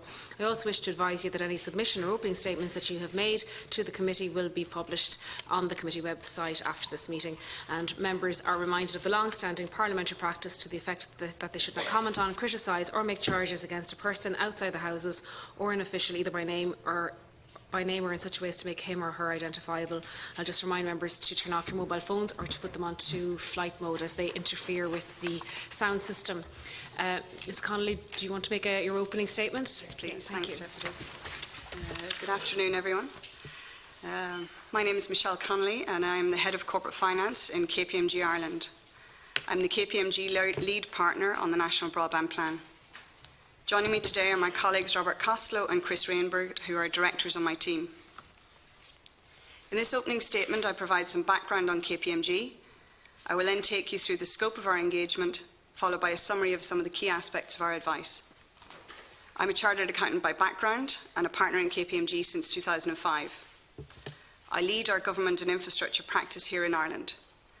For over 20 years, I've provided financial and commercial advice to public and private sector bodies on major infrastructure projects in Ireland and overseas. From a telecoms perspective, the team have advised on a range of projects both in Ireland and internationally, including similar broadband projects in Northern England, Scotland, Northern Ireland and Australia. We were appointed in December 2014 following a competitive tendering process as financial and commercial advisors on the National Broadband Plan. Our scope of advice was split into 3 phases. Phase 1, during which KPMG advised on the ownership options, the funding, the governance and the financial appraisal of the project. Phase 2 involved the state aid processes, which were led by PwC, with Mason, Hayes and Kern, which we supported. And Phase 3 was the procurement phase, during which KPMG provided advice on the design of the procurement process, the commercial deal structure, the commercial contract terms and negotiations, the funding requirements, and the overall process from pre-qualification through to contract award, together with a range of other ad hoc matters. Analysys Mason is the technical advisor on the procurement, and Mason, Hayes and Curran the legal advisor. I'll now describe in some more detail some of the key areas of our advice. I'll turn first to the ownership question. Our 2015 ownership report examined 5 main options that were identified as potential vehicles for delivering the government's National Broadband Plan intervention strategy. The report provided both a financial and a non-financial appraisal of various ownership options. It recommended the option where the private sector design, build, operate and own the infrastructure as the preferred option. We refer to this as the gap funding model. This option was assessed as the least expensive in monetary terms and ranked highest on the deliverability of the non-financial objectives. There were a variety of reasons for this recommendation. Some of the overriding ones were that where the private sector owns the infrastructure, they're incentivised from a commercial perspective to continue to invest and upgrade that infrastructure and to continue to drive additional usage from the infrastructure indefinitely. That in turn drives additional economic benefit to Ireland. That could be achieved under other options, but it would be through a contractual obligation which we believe is not as strong as a commercial imperative. Under the recommended option, the state transfers significant downside risk to the private sector, such as technological obsolescence and long-term renewal of the asset, whilst retaining upside through a variety of financial sharing mechanisms over the life of the contract. I shall turn next to some key aspects of our role during the procurement. As you are aware, shortly before detailed solutions were to be submitted, CIRA withdrew from the procurement. The department therefore received detailed solutions from the 2 remaining bidders, being Granite McCourt and Ayr, in September 2017. In their detailed solution submissions, both of the bidders that remained in the procurement projected significantly higher levels of subsidy than the department's budget model. The department therefore made the decision to reappraise the project in accordance with the Public Spending Code and asked KPMG to assist. The reappraisal identified a long list of 8 options. The results of our assessment indicated that the current approach should continue. This assessment was made by looking at the then current situation against the same criteria as the original ownership report. Following the Ayr withdrawal from the process, the department then requested KPMG to undertake a review of the available procurement options at that point in time.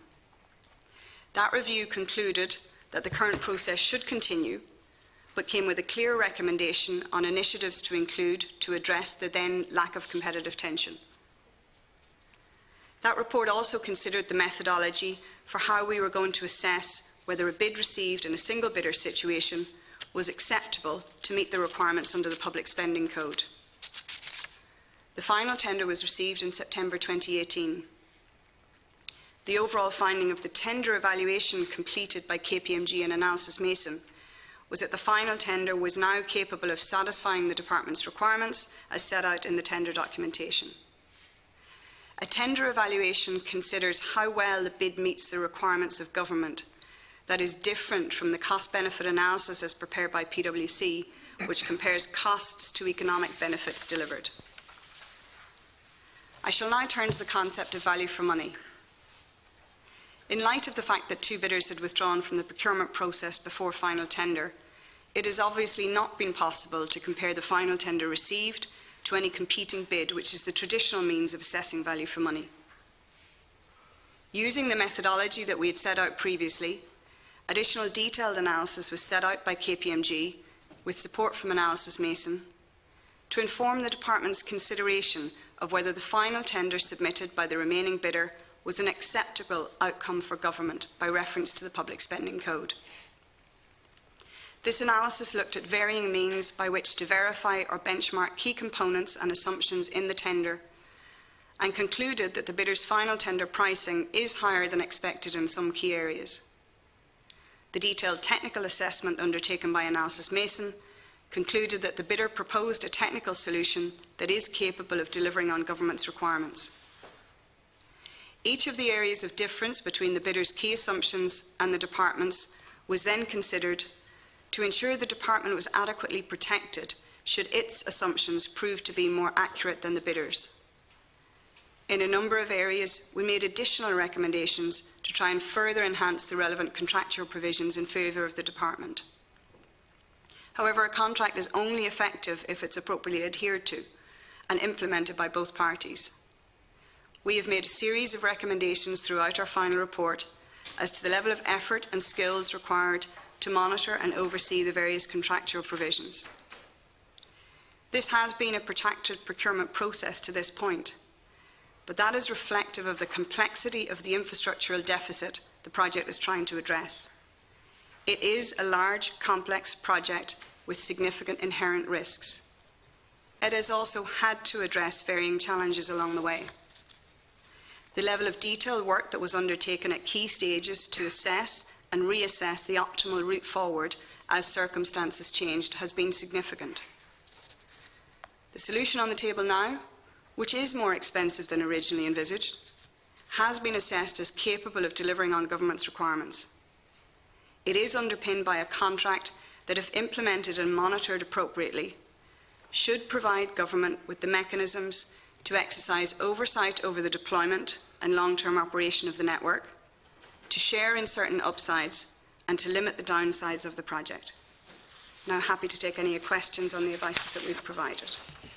Thank you very much. I might just start with one question. The project reappraisal that you carried out, and just in relation to that, is reducing the size of the intervention area. Is that the main way of reducing the capped €3 billion cost? And for example, if the intervention area was reduced again, was there cut by 20%, have you any calculations in relation to the cost savings on that? In relation to that capped cost of €3 billion, or have you done an assessment in relation to that? In the context of the reappraisal, we did look at a number of scenarios where the project would only deliver 90% coverage or 95% coverage. And we did assess the financial impact of those. The overall assessment was that yes, it would reduce the cost of the project, but it would also reduce the revenue that the project would generate, and you would still have to try and deliver broadband to those areas eliminated from the project by another means. So that it would reduce the cost, but it would decrease as well the revenue, is your main point there? Okay, yeah. If you reduce the intervention area. Yes, that's correct. Cut it. Okay, I'll go to my colleague here, Deputy Timmy Dooley. Thanks very much, and thanks for your opening statement and your presentation. At the outset, can you tell us if KPMG have any ongoing relationship with Granahan McCourt or any of its companies? KPMG are the statutory auditor and tax advisors to Granahan McCourt Dublin Ireland Limited. Okay. Is there anybody from within your team that has any role in that? There is nobody from within my team that has or had any role in advising Granahan McCourt. Okay, so there's no potential for cross-contamination in any shape or form? Not at all. Okay, thanks for that. Then just moving on, you said in your opening statement that you provided advice on the design of the procurement process. In hindsight, are you happy with the advice that you provided? We are happy with the advice that we provided. Do you accept that the advice that you provided to follow a particular route did not meet the key principle that you set out in that objective? When we designed the procurement process in the first instance, our intention was to design a process that complied with the EU procurement rules and regulations. We also set out to design a process that would deliver on the objectives of government as set out in the intervention strategy for broadband. So it's the government and the EU that are at fault then for finding a situation that a procurement process that you take credit for designing left one bidder in the race before it was concluded? The fact that there's only one bidder remaining in place at the moment is not a function or a result of the procurement process that we designed. That's a function of commercial considerations by the two bidders who withdrew from the process. Okay, just maybe refer you to the advice that you provided, just the ownership report of the 3rd of July 2015, page 24, a description of ownership options, and the key principle set out in that chart states, and I'll just quote just to assist you, intervention is structured so that the subsidy provided is the minimum amount necessary to allow for infrastructure development by the private sector while ensuring that the returns earned by the private sector are reasonable.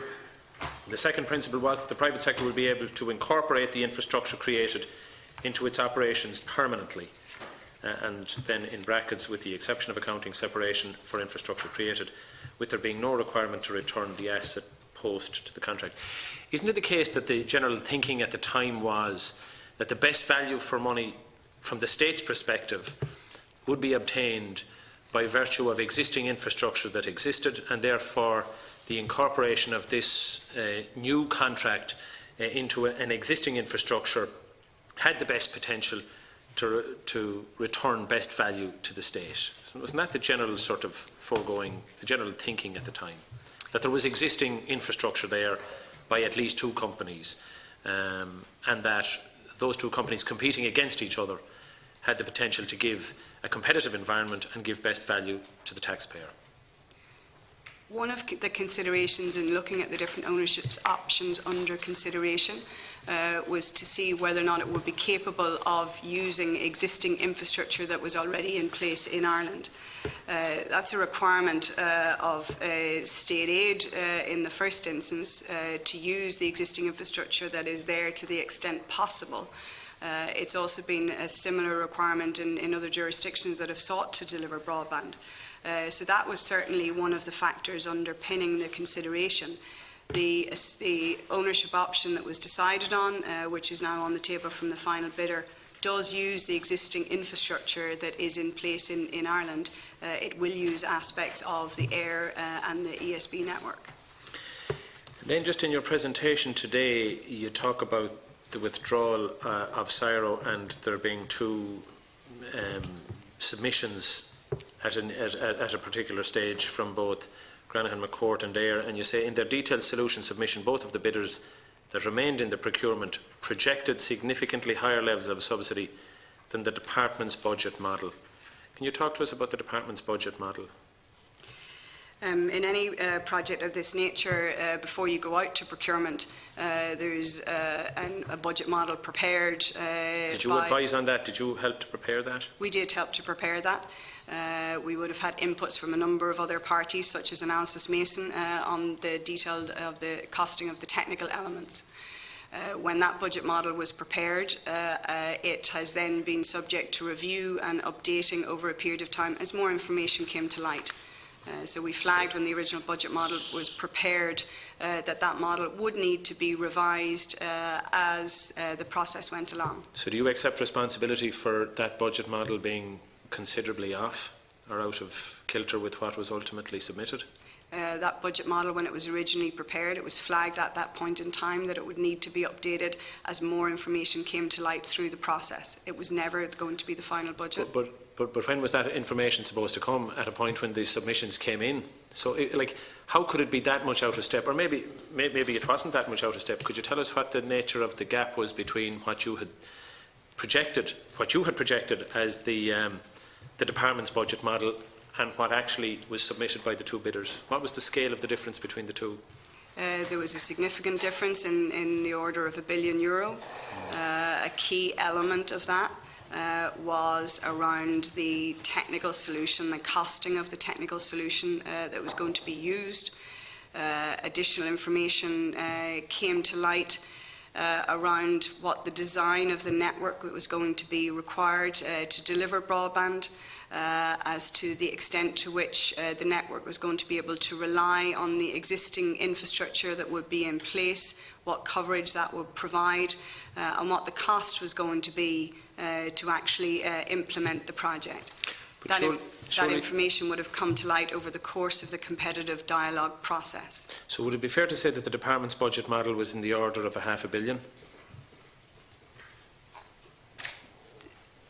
That's not correct. The original budget model would have been a higher number than that. It was a higher number, and then £1 billion on top of that was the order of the difference. That's correct. And it would seem a considerable difference, considering your experience in Northern Ireland, in the north of England, in Australia and elsewhere.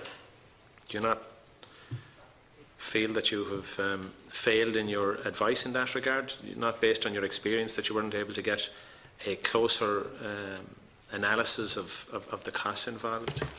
The cost to deliver broadband in any jurisdiction is going to be quite specific to what the nature of the coverage that you start off with, that you're then trying to reach, and what the geographical spread is of the areas that you're trying to cover. That the design of that network is an area that Analysis Mason would have looked at in more detail and would have costed up in more detail. We would have actually taken the outputs from the Analysis Mason work to incorporate into our budget model. See, I suppose what I'm trying to get to here is the sort of industry view over time was that the department had budgeted a set amount of money, and there was a belief amongst bidders that that's all that was available. And there's certainly a very strong view that CSIRO pulled out, quite frankly, because they didn't think that it was possible to put a business model together based on what the state were going to provide by way of subsidy. And that as a result of this, we end up without a true competition at the end. There's little doubt that, and you've confirmed it, that the department's own budget model was surpassed very significantly at a later stage. So that would lead me to believe what has been out there in the ether. The net result of it being, of course, that we just had one bidder at the end, and in addition to the billion of a difference that you identified there, it seems there was at least another billion or perhaps more added on for the final projected cost. So we're now at a stage where the net cost to the state, or the expected cost to the state, is about $3 billion. And so just to go back then to that page 24 in the National Broadband Intervention Strategy report that you did previously, where the idea was to provide the minimum amount necessary to allow for infrastructure development, and that would be best reached through an active competition. Do you accept that when we reach the end that there wasn't an active competitive environment, so that it makes it very difficult to judge whether or not we're getting a result with the minimum amount of investment?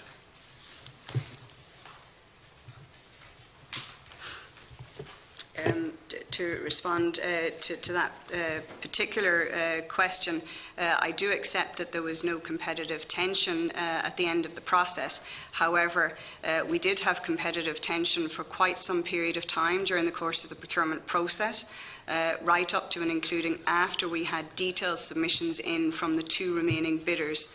That gave us very detailed breakdown of the financials, of the cost estimates, of the technical solutions, of the revenue estimates that were going to be put forward or being assumed by two particular parties in the process. And there was not a considerable difference between the estimates that were coming forward from both parties. So we had strong competitive tension up until that point. Yeah. But do you not accept that the apportionment of risk, which obviously would have been a variable in the event of there being competition, was now effectively compromised? There was only one bidder, and the state, it appears, depending on whether a contract is ever signed or not, but it appears that the state is carrying the vast majority of the risk here. Granahan McCourt's proposal, as we understand, based on what the Taoiseach has told us in the Dáil, he's only committing 170 million of capital versus a commitment by the state of 3 billion. It's very clear that if there was competitive tensions, notwithstanding the costs, or the cost escalation, that there was competitive tension, there was the capacity to ensure that the private sector carried much more of the risk than the state. And again, I want to refer you back to the original assumption that the state would carry less risk and less cost by going down the gap-funded model. And maybe I'll come on to that question afterwards, but let's maybe just answer that. I would not necessarily agree, Deputy, with your assessment as regard the balance of risk.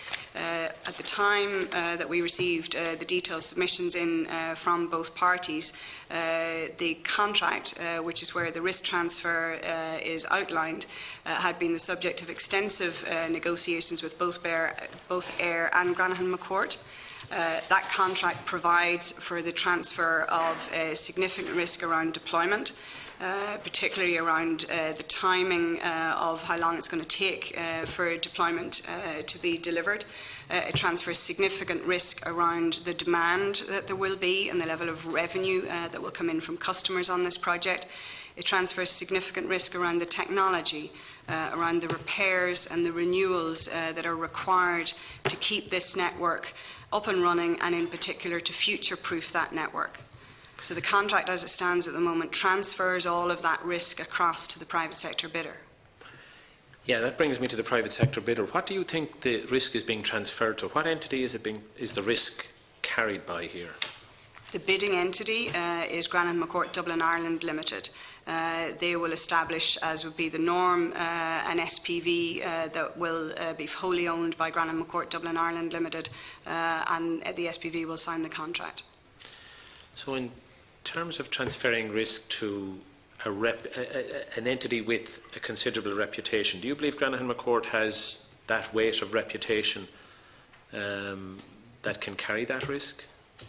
When Granahan McCourt came through the original pre-qualification assessment and through the various changes in ownership of that consortium since then, it's been subject to detailed analysis looking at the level of experience and expertise that consortium had, and then the level of financial support that has been behind that consortium. Now, would you be able to take us through the changes in character of the bidder from its first iteration to its what the contract will now be signed with? Would you have a sort of a detailed map of the changes and why you believe those changes were necessary over that period of time? The pre-qualification documentation, as would be the norm on any project of this nature, set out requirements against which people had to put their submission in on day one. It would have also, at the time, set out what happens in the event that the bidding entity seeks to make a change for whatever reason. Changes often happen in the makeup of a company or a consortium bidding for a project. So our tender documents would have provided for that and would have set out a detailed procedure to be followed in the event that the corporate or the consortium sought to make a change. But is it not the case that Granahan McCourt from the start had little or no standing of its own, and it was relying on others? In the first instance, it was relying on John Lang, it was relying on SSE, it was relying on ENET. All of those entities withdrew from the Granahan McCourt consortium. At some point, a company called McCourt Global LLC was introduced or presented some letter of undertaking to get through a certain phase of the bid process. And we discovered recently, by virtue of an article in the Sunday Times by Justine McCarthy, that in fact that entity was no longer participating, and that another company, Tetrad, was now effectively the money bank, if you want, or the piggy bank. So in essence, right the way through the process, we have this Granahan McCourt entity, which doesn't seem to have a lot of standing, certainly isn't able to cover for itself. Now, any time I raise this with the Taoiseach or with the Minister, I'm told that, well, it complies with the procurement process and that information memorandum that was produced. So that brings me back again to ask you the question.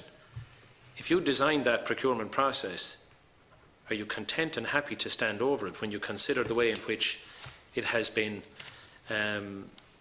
jockeyed through, that a company with little or no standing has been able to substitute, a little bit like Lanigan's ball, pulling people in and out at various different stages just to get past the hurdles that were supposedly set to ensure that we got a company with the reputation, the capacity and the capability to roll out high-speed broadband to the 542,000 homes and premises that are waiting for it, in addition to just about value for money. The original tender documents that were designed set out criteria against which the consortium, as it started out being, against which the consortium was going to be assessed. Each change along the way has been assessed back to those original criteria to make sure that the company, Granahan McCourt Dublin Ireland Limited, which is the company that we are now in discussions with, to make sure that it still has the financial strength and the technical capability to undertake this project. It is always open to a bidder in any project, infrastructure or otherwise, to seek to rely on the support of other entities to deliver their obligations under a contract. That is absolutely standard, and that's what our procurement process was designed to allow. What is relevant and particularly important is that each time somebody seeks to make a change, has it been properly evaluated, properly assessed, to make sure that the entity that's at the table still has the financial strength, still has the technical capability that is required under the course of this project. Are you not at all concerned, though, that there has been so many changes? You're not concerned that companies of very considerable international standing have not remained part of this consortium? The fact that there have been a number of changes in the consortium would be more unusual, but as I said at the outset, this is a very complex infrastructure project that is seeking to transfer significant risk to the private sector. And the entities that withdrew, they have their own reasons for doing so. But to my mind, that's symptomatic of people recognising it's a big, complicated project. Now, that's really important, and thank you for that clarity. It is a complex project, and the companies that pulled out are well used to dealing with complex infrastructural projects at scale right around the world. To me, the only company that's not or doesn't have competence in dealing with large, complex projects like this is Granahan McCourt. The entities, Granahan McCourt has been assessed as having that capability. On the back of other companies who have jockeyed in and out at a rate of knots. On the back of significant project experience both in North America and South America. So we'll move on then to the next piece of work that you talked about, which was the project reappraisal. Now, I, for the life of me, cannot understand how you went through a reappraisal of the project. Or maybe it was a separate, maybe it was a separate group within your company. So the project reappraisal report that was carried out in May of 2019, was that carried out by your team or by a separate team? That was carried out by my team. Okay, so you were reappraising effectively the state of play where you were at. So would it be fair to say that you felt somewhat compelled to follow through on what you had originally proposed in your original documentation, the ownership report? Our reappraisal work would have started off at the outset in standing back and saying what is the list of potential options to deliver this project at that point in time. That included looking at some of the original options that were on the table at the time of our ownership report back in 2015. It also added in a number of additional options at that point in time, which included things like looking at a universal service designation. It also included looking at the options of negotiate directly with infrastructure access providers, such as the likes of AIR and ESB. The assessment would have looked at from a financial perspective and a non-financial perspective. From a non-financial perspective, it took the criteria that were set out in the original ownership report, so the same criteria as we had at the outset, of coverage, market effectiveness, incentives to invest, protecting the public interest, deliverability, and ability to manage risk. It assessed the key options against those criteria to determine on a non-financial basis which option came out ahead. From both a financial and a non-financial perspective, the gap-funded option, which is the private sector to build, own and operate, came out ahead. And did you assess at all the risk or the potential for failure of Granahan McCourt to meet its contract obligations? And the impact that that would have in terms of the rollout of broadband to the 542,000 premises throughout the state? Within the contract, there are a suite of mechanisms to protect the state from that eventuality, or in the event that that eventuality happens. There's a significant series of security packages, both in terms of performance bonds that Granahan McCourt have to put in place to cover both deployment and then what happens at the end of the 25 years. There's additional protections in there from the point of view of security over the assets, which will be exercised through the Minister's special share. There's additional protections in there through a very detailed and significant performance regime that covers both the deployment and during the operations of the project. Yeah, I suppose my only concern would be that in the event of failure, I accept the taxpayer is protected in the department, and the Minister has been at pains to point out that no monies are transferred until work is completed.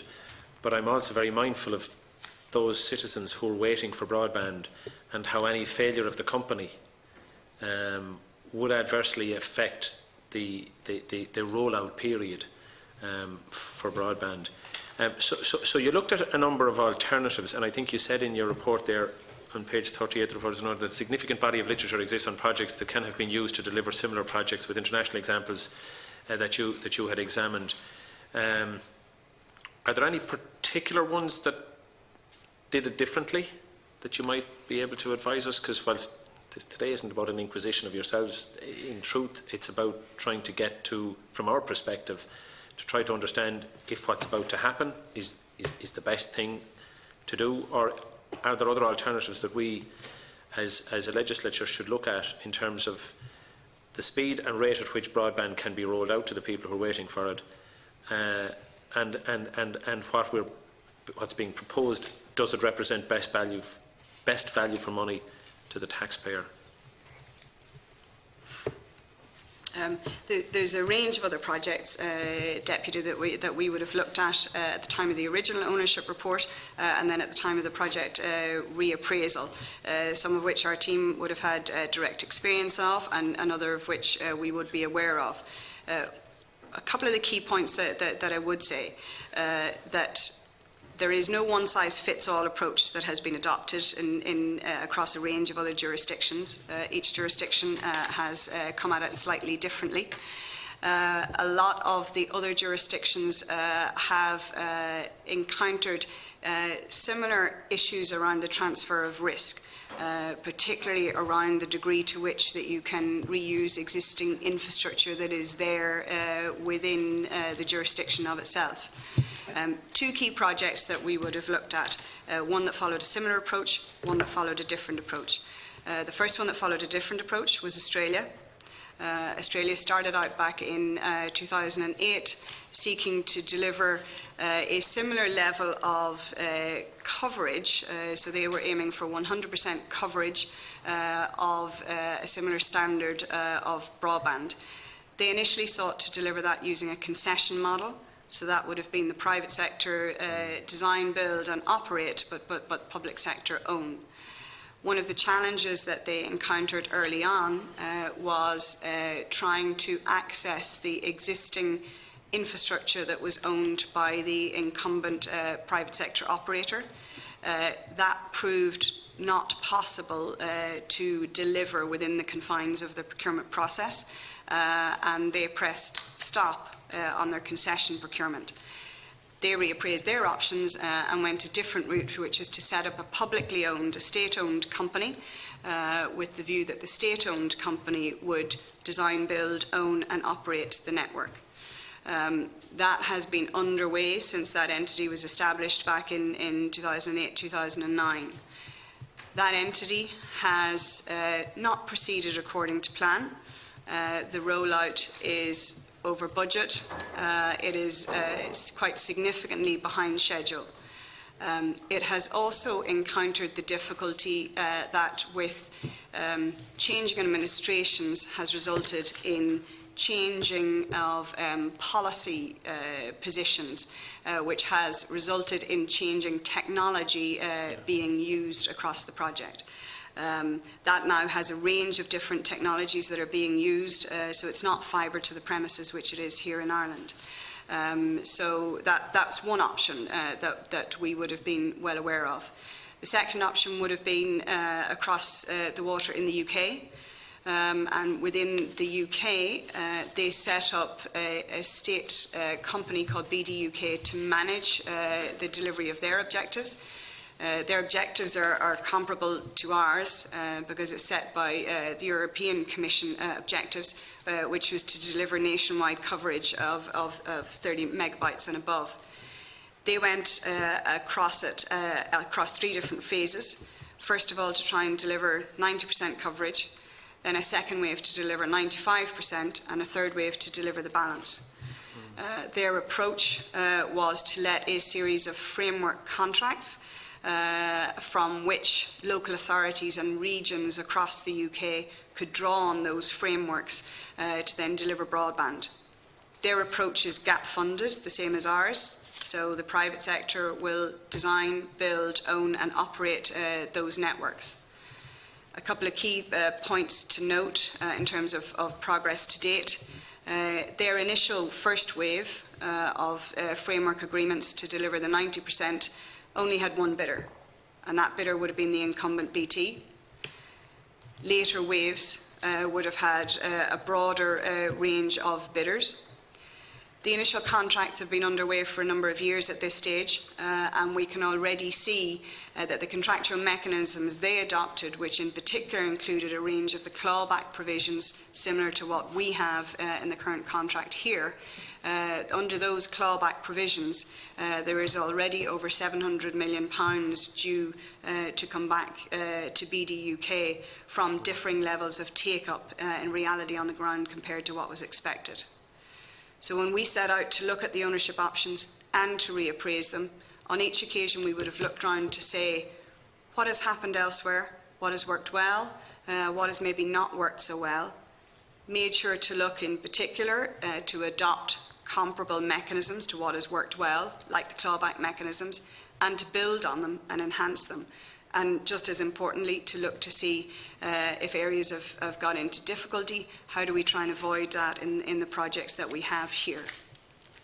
Okay, thanks very much. Thank you very much. Deputy Brian Stanley. Thanks.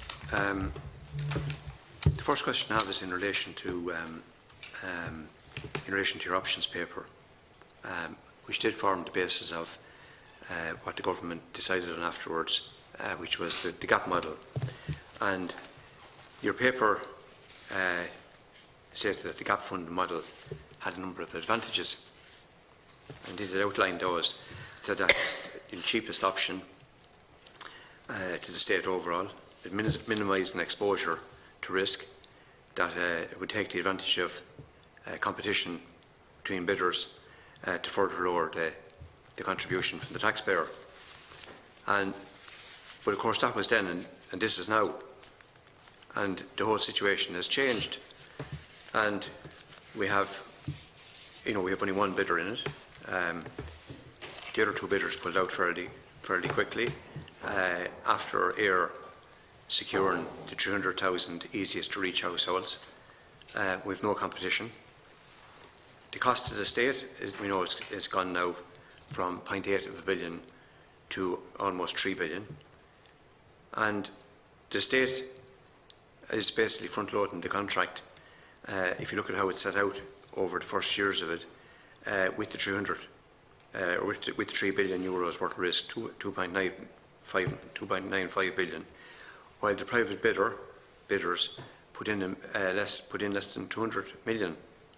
And just the concern there, can you explain to the committee if those were the advantages that you leaned on heavily and highlighted as the advantage of going with this gap model in the first place, and now we're in a different place and have been in this different place for well over a year. And what's the advantages contained in your initial appraisal which still exist?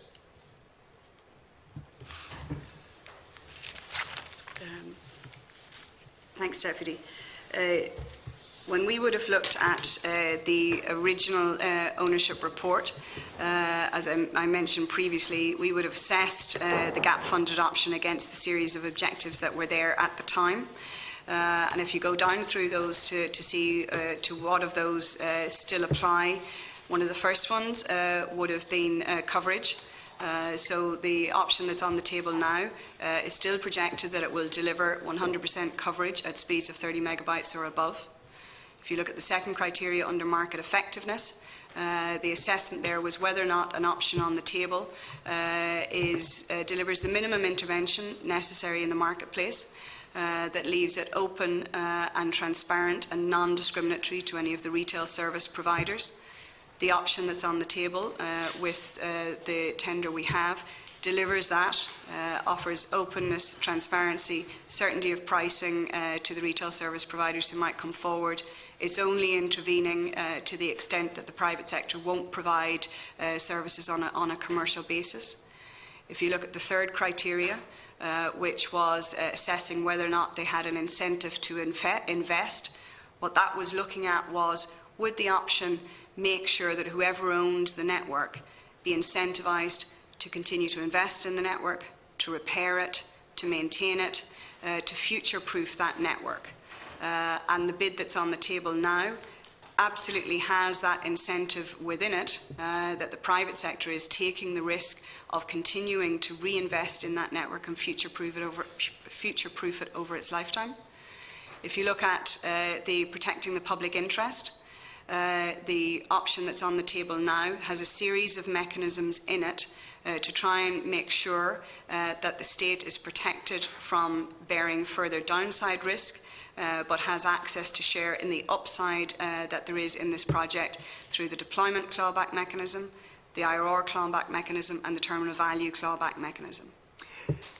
Some people would contend, I certainly would contend, that some of those objectives could have been achieved by using a different model, and some of what you've stated is incorrect. Just in relation to the overall project, I've been following this and monitoring it and talking to people about it and discussing in this room and in different places for the last 3 years. And it's the most unusual contract that I've ever seen. And it's the most unusual process in that you started out, there was 5 interested parties at the start. There was 3 then got involved in the bidding process. ENET was the one that this entity spawned from. ENET's preferred option, they told me, was for the main infrastructure to be publicly owned. That's what they stated at the time. But of course they have that entity changed in terms of personnel and who was in charge and everything else there. In relation to when it got into the game and the bidding, the tender process was underway, you had SSE and ENET and you had Lang, and there have been others along the way, all with big economic firepower and a history of being involved in major infrastructure projects, both in England, Scotland and Wales and in other parts of the world. And of course they pulled out. The cost itself, I don't know if you find this, but if this come up at a county council meeting, that the cost of a project, multiplied fourfold, nearly fourfold, it wouldn't get off the blocks. But this project has gone from 0.8 billion to 2.95 billion of a lien on the taxpayer. That's extraordinary. The changes in entity that have taken place, again, even since the earlier changes and since AIR and DSB pulled out. And that changed the whole game. My own opinion, and I still believe this, is that at that stage, the tendering process, once they pulled out, the tendering process was banjaxed. And I've listened to you explain here today, and it's good that you're here too, because I'm interested in hearing your explanations, because you designed the tendering process, and I've heard, government spokespersons defending this. But the facts is that no matter what way you turn it, you lean on the examination and on the put a lot of faith in also, and in Comreg, who are here this morning, who don't have enough resources to do even what they're doing now. That's before this show gets on the road at all. And we know that from their own documents released under FOI. But ENET now, even at this stage, has changed again in that the main investor now turns out to be Frank McCord.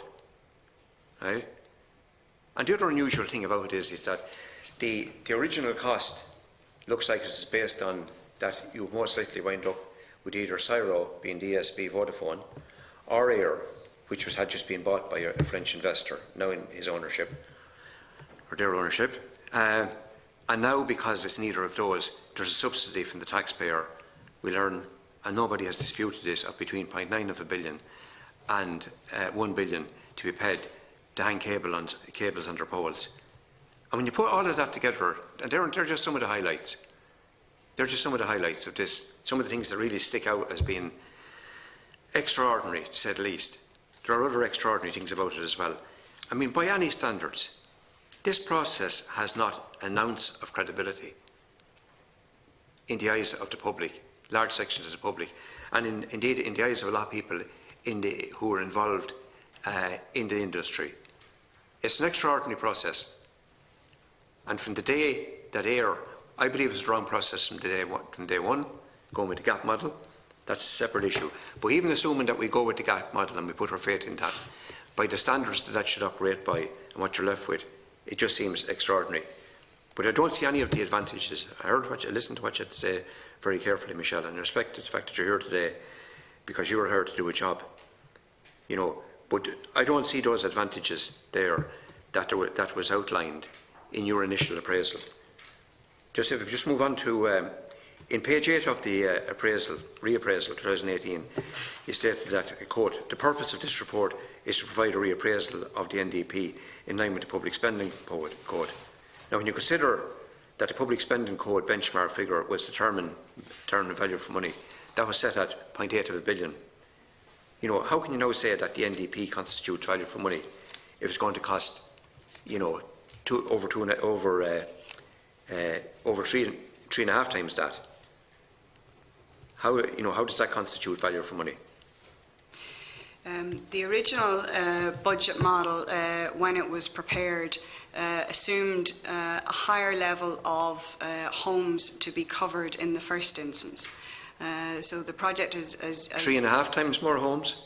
It would have covered an increased number of homes. During the course of the process, we had to withdraw from the process the 300,000 homes that were then going to be covered by commercial private sector intervention from AIR. That was one factor in the change in costs. There were a number of other factors in the change in costs as more information came to light on how technically complicated this was going to be and the level of risks that was going to be incurred by whoever was going to deliver this process. When we received the detailed solution submissions, and we got 2 of them in, one from AIR. Can I just clarify something at this point? The Minister told me, because I raised the then Minister, Dennis Naughton, he told me a number of times, and I think it's on public record, that I pointed out to him that with the 300,000 gone out of it, that was going to make it more expensive. And I made a comparison for him with similar to farming. If you took away the best land, there had to be a higher subsidy to farm the bad land. And he said, no, that wasn't the case. But you're telling me now that you were advising him differently at the time. Were you advising the Minister of that at the time? That it's going to be more expensive to to run the network out to the remaining 540,000 households and businesses and farms? Because that certainly wasn't what we were being told. It's finished. She was in the middle of giving a contribution there, but just allow her to finish and she might Yeah, answer just that. clarify that Was her point. earlier thread of thought there as well. Thank you, Deputy.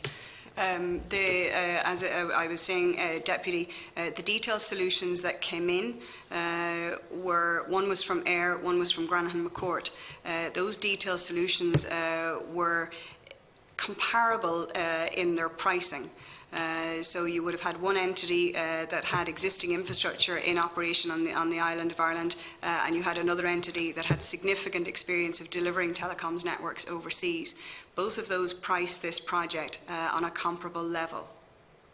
And to deal with your specific question, the exact pricing of the impact of the withdrawal of the 300,000 homes would have been completed by Analysis Mason because it was a technical assessment, but that would have been looked at from a number of different perspectives because the cost impact of that might have been dependent on who the winning bidder was. But one way or another, the impact of those 300,000 premises being removed from the project removed the revenue from those 300,000 homes from the project. So it did have an effect.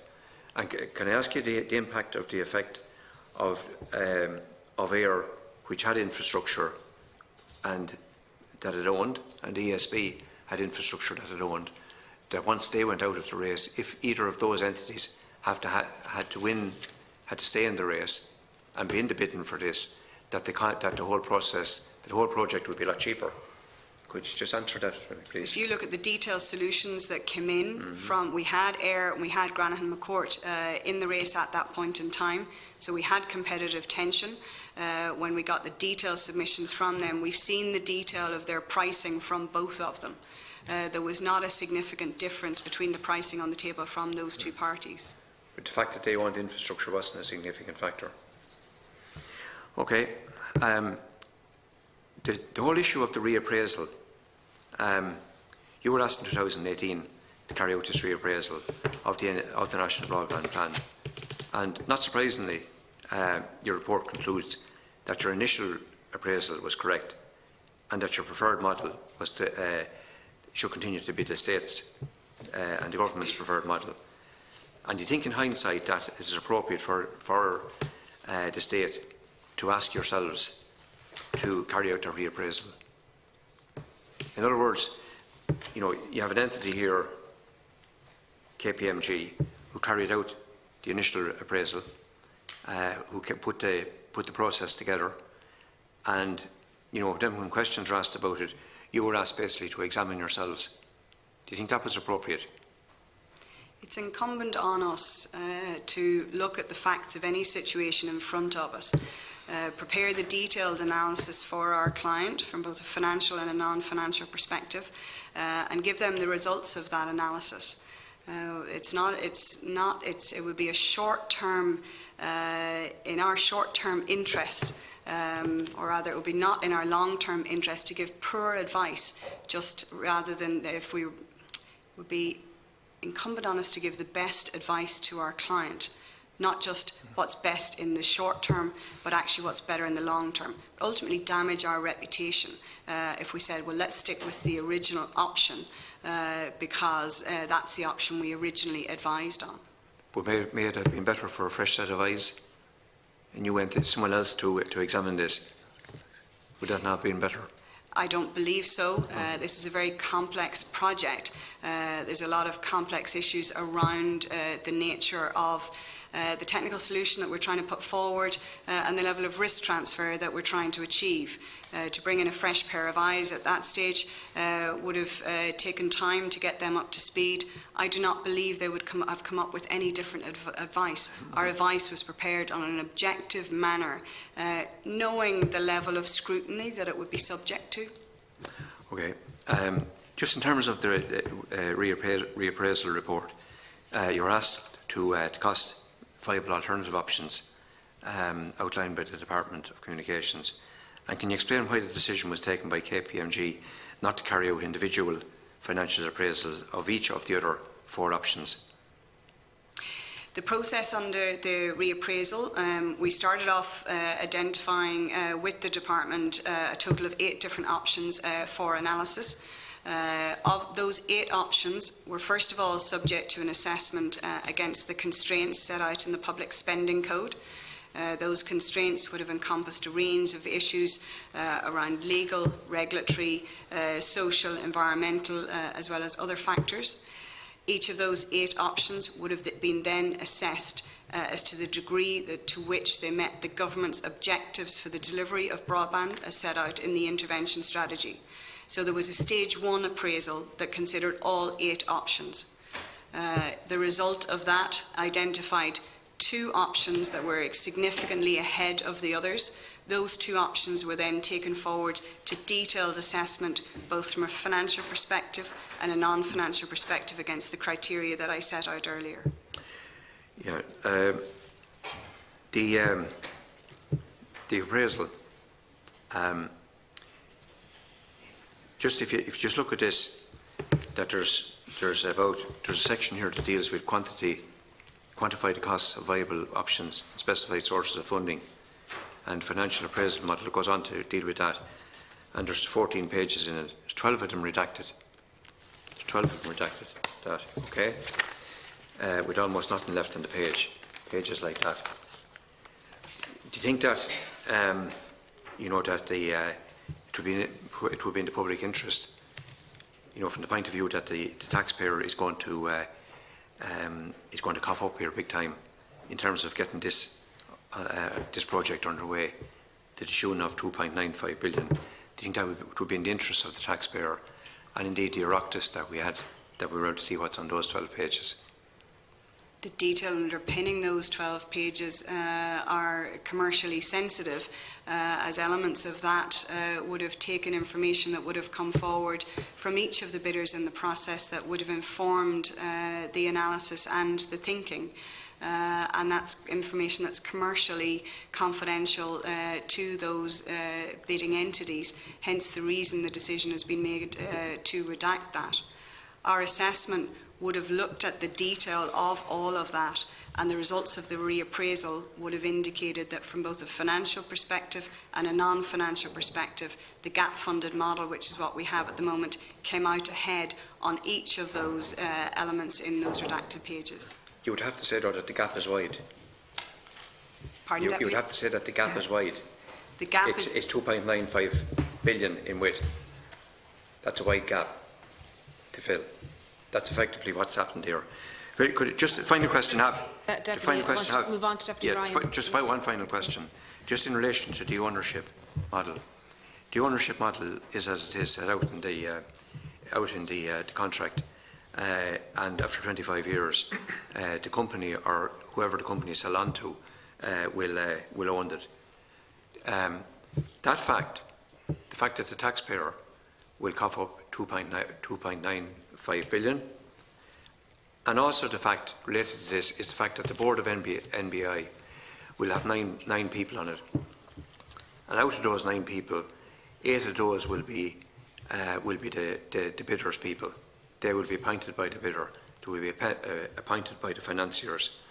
But the financier, they will provide the minority, the lesser part of the finance, 200 million. And I know the point is being made that over the term of the contract, other money will go in, but that's money coming in from customers. That's where that money comes from. That's day-to-day revenue that's coming in. So the fact that you have an ownership, you're coughing up 2.95 billion, you won't own a metre of cable or 1 pole or a yard of ducting at the end of it. And on the other hand, you're going to have a board overseeing it made up of nine people, and that board will have 1 representative representing the Oireachtas, representing the Minister, and representing Joe and Mary Public and the taxpayer. Do you feel that's a sound business way to move forward and a good outcome for the Irish taxpayer? I'll make a number of comments in relation to that, if I may, Deputy. You referenced the figure of 2.9 billion as the amount of money that the state will spend. I should point out that the 2.9 billion is the cap on the absolute maximum that the state will spend. Within that, that's 2.1 billion of subsidy, plus an allowance for contingencies, plus an element of VAT. That number is also subject to a significant level of clawback, both during deployment, during operations and at the end of that contract. In relation to your comments in relation to the board, the contract provides for a significant level of oversight and governance by government of this project. And that's one of the areas where we've been very strong in our recommendation that for all of those governance protections to operate effectively, government needs to have the skills and the resources to do that. That governance includes a strong performance regime. It includes significant reporting obligations to make sure there's openness and transparency within this vehicle. Those reporting obligations will be on a monthly, on a quarterly, on an annual basis. It includes an ability for government to go in and benchmark the cost of operations of this vehicle. It includes an ability for the government to assess at key points throughout deployment as to the extent to which things are proceeding according to plan or not, as the case may be. And government then, in addition, has a representative on the board of directors of this entity. But its primary protections are going to be through the governance mechanisms within the contract. I'm going to move on to Deputy Eamon Ryan. Thank you very much indeed, Mrs Connolly, for coming in. You understand why we're asking the questions in the public interest. I was studied and then worked in the business school in UCD, but I was in the marketing rather than the accounting wing, so maybe I just can ask you, just get my head around some of the accounting aspects of this. We know that the bidder is investing 175 million in capital into the project, and we know from the papers and everything else that they will get a return on investment on that. Now, we don't know what that is. We had Comreg in here earlier, and they were, in relation to sort of utility regulated assets, the weighted average cost of capital, I think, is about 6%. My understanding from similar type infrastructure projects, you might see big long-term investment projects, that someone investing private capital might expect a return on investment in the early single digit. I'm taking a hypothesis now. Let's say it was 12%, twice the cost of capital. That wouldn't be an outlandish assumption as to what it might be. I mean, I'm not saying that it is or anywhere near it, but just for purpose of what I'm about to ask you, just take that as an assumption, that wouldn't be a crazy assumption. Deputy, as you might expect, I'm not going to be drawn on what the level of return would be in this project. The one point I would say is this is a project where the bidder is exposed to the risk of demand. That isn't a feature in all infrastructure projects. And where somebody is exposed to the risk of demand, that has a bearing on the level of return that they would expect from the project. This project carries much more risk. No, indeed, there is this, as you say, the whole demand side, and the estimate is, I think, it's something like a 2.5 billion revenue from that demand over the lifetime of the project. But my understanding, the return on investment is slightly separate to that it isn't reflecting totally what the demand is, that there's projected actual return on the basis of the capital invested. Is that correct? No, the return on this project will be a function of what the profitability of the entity is over its lifetime, which will include both the capital and the operations. So it's not like a regulated entity that simply achieves a return on capital. How do we know then, how did those early documents, even if we don't know the figure, how are they even estimating a figure? That's based on an estimate of a combined return on capital plus revenues that would come in for the project, is it? The detailed financial model that they would have put forward would have included their estimates of the revenue that was going to come in, both in terms of subsidy and the revenue that was going to come in from the retail service providers, so the users of the network. Against that, they would have the cost to build the asset and the quite substantial cost to operate the asset over its lifetime, including the cost of the infrastructure that it will need to rent from air. putting all that into a financial model will then drive out what the profitability of this is, and their return comes from the profitability inherent in the project. And it could be higher then, or it could be lower, depending on the revenue returns and the costs from air and so on. So it depends on how they negotiate their business as to what that exact return is in the end. That is correct. Could be higher, it could be lower. To the extent that it's higher, there is protection mechanisms built into the contract to ensure that the state claws that back. And there must also be provisions within that their retained earnings would be reinvested in the business. So you're not just investing capital of 175 over the lifetime of the project. You would continue to make further capital investments from the retained earnings you would raise. That's correct. They bear the responsibility of making sure that the infrastructure is available for use, is capable of delivering the service that is required, but also it's incumbent on them to drive innovation into this network and make sure that they're very responsive to whatever the retail service providers want the network to do. That will drive more revenue. More revenue being driven through the project is good for them from a profitability perspective. It's also good for the state from a profitability perspective, and it's good for the state from an economic benefit perspective, because it means the network's being used. I won't make all the assumptions because I don't have the financial model here in front of me, but we can assume if, let's say, to take for a hypothesis, and I'm not saying this is the figure, but just hypothesis, let's say it's 12%. It could be 15, could be 10, whatever. But let's say 12. If that's just on the initial capital, and if that's achieved, the company over the 25 years would get a profit of 525 million in my very simple accounting, business school accounting. Or if indeed retained earnings are continuing to plough back in and the return of investment continues on that as a growing capital asset value, they would, at the end of the project, 25 years, have a 2.975 billion profit from the venture, assuming a 12% return on investment. Now, it depends, we don't know exactly how much retained earnings and so on, but it's between £500 million and 3 billion effectively is the profit that would accrue to the entity delivering this project. Is a fair assumption. I don't believe it's a fair assumption, actually, Deputy. The way a return is calculated on this is not like simply apply a percentage to the level of capital invested. An IRR model looks at what the profitability of the business is over a 25-year period. It does not equate to applying a percentage to the level of capital invested in the project at the outset. Investors investing 175 million are not doing it out of charity. Absolutely, they will be expecting to make a return on this project. The way I'm just simply saying the way it's calculated is not a function of what the capital invested in the project is. It's not solely that. In this modelling process, did KPMG or have PwC or has the department, has people been able to calculate what the projected value of the asset is, the actual tangible asset, at various stages in the process? The value of the asset in this context, we would calculate that, or that value is derived based on the revenue that anybody would be able to earn from that asset.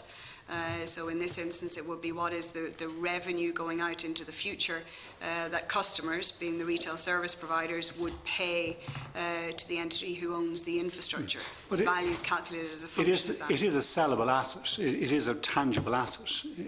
At various stages in the process, you would assume increasing as the customer base increases and so on. But someone must have calculated what this asset is worth at various stages, given the modelling. I presume that that's included in the modelling, what the asset is actually worth. That is correct. Yeah. The reason I'm asking it, because it seems to me in your reassessment report, you're effectively looking at two options, the gap model or the concession model, the main difference being, and I think we can rule out all these 80% variations because politically we're not going to leave 20% of the rural Ireland behind, but the basic choice between a gap model where the ownership is retained with the private entity and the concession model where the ownership returns to the state. Is that a fair assessment? They're the two options. They're the two options that were subject to the detailed financial assessment. That's correct. And I mean, it's interesting. You're on page 17 of your analysis, your report done on the 1st of May. it kind of put it succinctly in assessing the non-financial appraisal results of the shortlisted options. The incentive to invest where the ownership retains in the private ownership model is the winner. It scores 5 on the assessment. And the ownership by the state being retained scores 5 in terms of protecting the public interest. And I suppose, going back to my questions at the very start, I'm wondering, I'm reading this from, and I'm not in my head, I'm thinking, I'm not sure it's in public interest for us to give a private equity company a profit between £500 million and £3 billion, depending on the performance of the asset, and also the asset value in the end, and the state makes a contribution of £3 billion. My basic first-year commerce accounting, I'm scratching my head and thinking, how can that ever be a good deal where their at-risk contribution is 175 million, ours is 3 billion, could be less, could be 2.5, whatever. They get £500 million profit plus from the revenue, return on investment, plus they get to own the asset. We don't know what that is, but my bet is if it's earning that sort of income streams to cover that sort of, it must be a similar plus figure. I just don't understand the accounting world where that is seen as how that can make sense. If I was back in my first year commerce, Pierce Colbert and UCD, or I can name a dozen other lecturers, I'd be first hand up saying, this is not in the public interest, surely. And there's a number of factors within that, Deputy.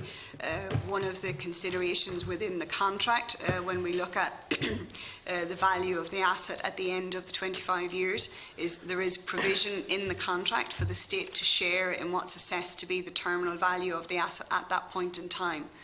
So there'll be a calculation done at year 25, and the state will get a significant portion of that value being returned to it at that point in time. How much? 40%. Okay. One other question, technical question. Is the average price that's been assessed, we were hearing from the Minister in the Department saying that it's assessed at €30 a month for wholesale broadband access, wholesale access. Is that index linked in the financial modelling? Yes, that is subject to indexation. Comrade earlier on said that that's kind of unusual for technology where the average cost of technology is coming down. They only have one other product that they regulate which is index linked. Did you refer to Comrade when it was agreed to, or was it referred to Comrade when it was agreed to index link it? That would have been a matter actually for that the Department would have dealt with direct with Comrade. Okay. Can I ask another question just in regard to page 17 and this assessment, the key differences between the gap funded and the concession models? You look at the advantages and disadvantages. One of the things you say in terms of the switch to a concession model, and this has obviously been considered early last month, that the target timeline would have to be extended if we were moving to a concession model. Now, and that might be, for example, you could go back to the same developer and say everything stays the same, it's all agreed, but the only difference is we're not going to own 40% of the asset at the end of the lifetime, we might want 100%. Do you know what's the timeline extension that might be required to switch at this stage from the gap model to the concession model? The assessment at that stage, Deputy, was that in order to switch from the gap-funded model to a concession model would have needed a new procurement, because the extent of a change under the procurement process would have been so significant that we would have had to go back to the start of the procurement again. It doesn't say that in the analysis we have in the report here. That would have been on foot of legal advice at that time. Under EU procurement regulations.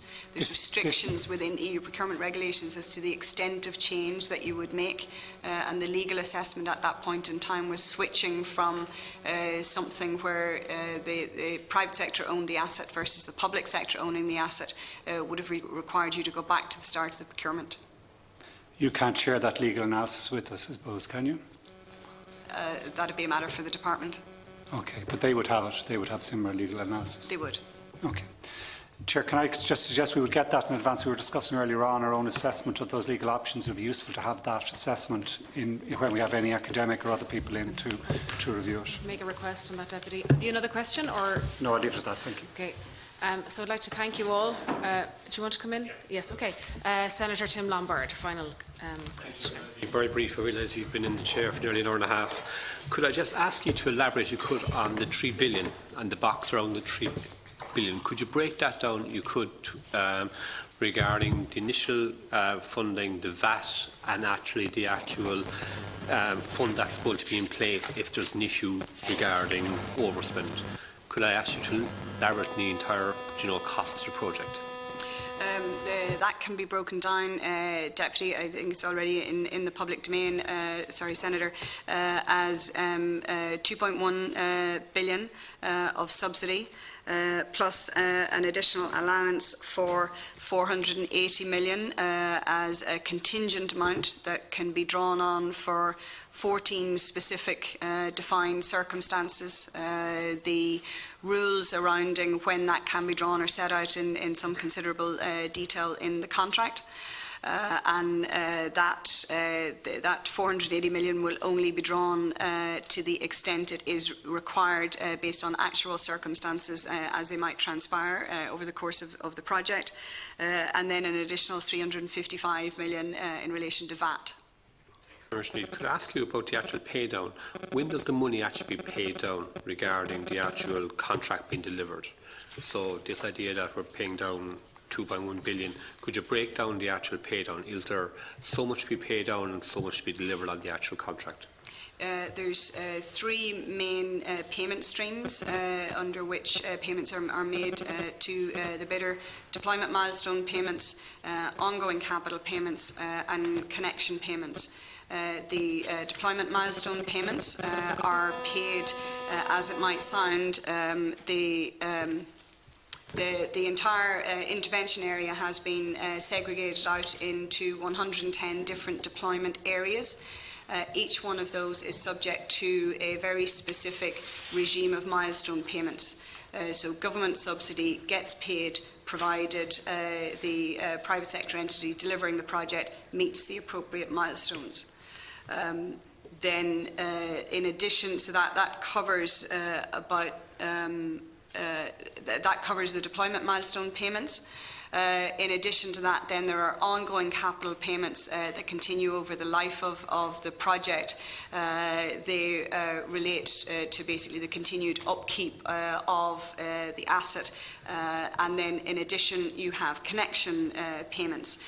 So as premises are connected, so as the retail service provider identifies that he wants to connect a house onto the network, the private sector bidder gets paid a sum of money for making each one of those connections. Okay.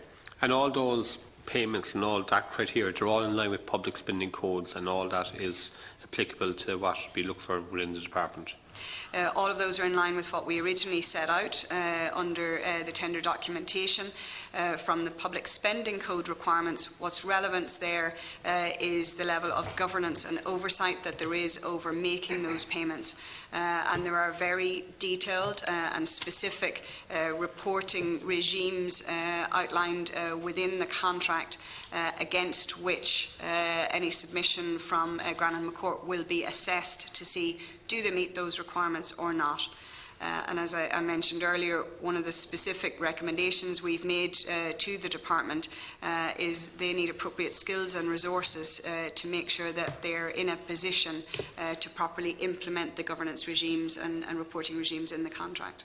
Can I ask about the actual finished product at the end of the day and the infrastructure that's there after 25 years? I might have picked you up wrong, but you might get clarity regarding the actual value of the asset after 25 years and the ownership of the asset. Is there a rebate in place for the state after that 25-year period, or who will exactly own that asset after the 25-year period? The asset will be owned at the end of the 25-year period by Grannon McCourt. At the end of the 25 years, though, we made a recommendation to the department, and they acted on it, that in addition to operating the asset for the 25 years, that they would commit to continue to operate the service for at least an additional 10 years beyond that with no subsidy.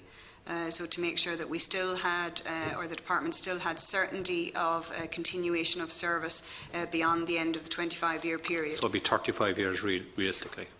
Realistically, but the last 10 years are with no subsidy. To the extent that they do not wish to operate the asset at the end of those 25 years, then it reverts back. The government have the option to take it back. At the end of the 25 years, then there is also the third limb, as we refer to it, of the clawback regime. So I've mentioned earlier we have clawback during deployment, which is between 50 to 100% of savings. We have clawback during operations if there are excess profits being delivered.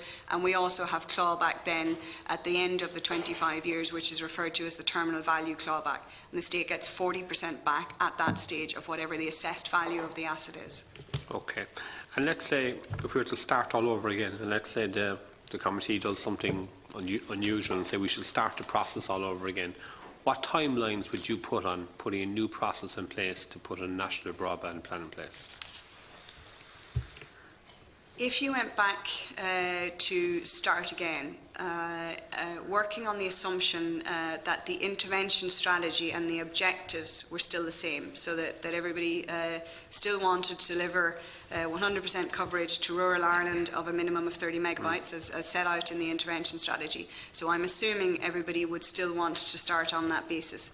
The next thing that the department would have to do, as well as appoint advisors, presumably, would be to actually do a look at what the options on the table were to deliver in line with that strategy. So effectively, go back again and look at things like the options for ownership.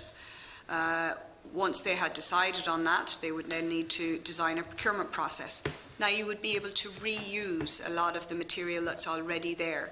The procurement process, the procurement documentation, you would be able to use it and adapt it. The same with the contract that's there, you'd be able to use it and adapt it, but there would be still a considerable period of months in looking at the options, getting a government decision on the options, and then putting in place and starting a tendering process. You would also have to go back out and do a market consultation.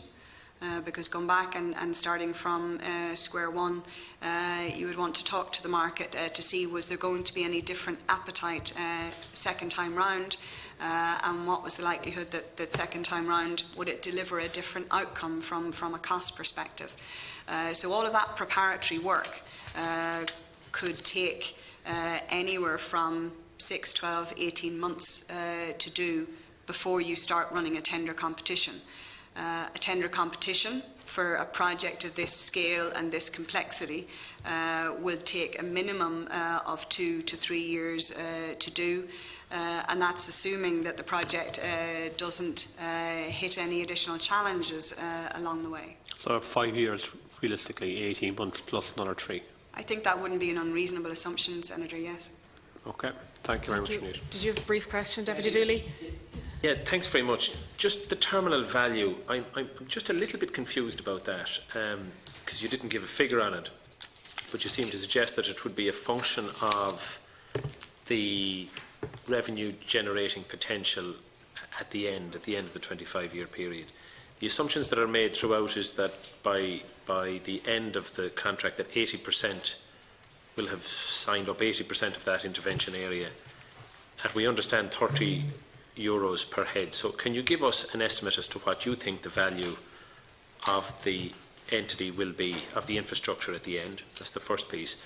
And then how do you intend, or how have you accounted for any investment? Because you've indicated the importance of it being in private ownership, and one of the benefits of that would be that there would be an incentive for the owner to invest in the infrastructure over the period.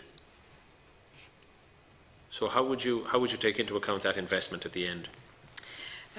When you look at, first of all, the calculation of the terminal value clawback, the contract sets out a mechanism, which I think has already been disclosed in some of the correspondence, for calculating that terminal value.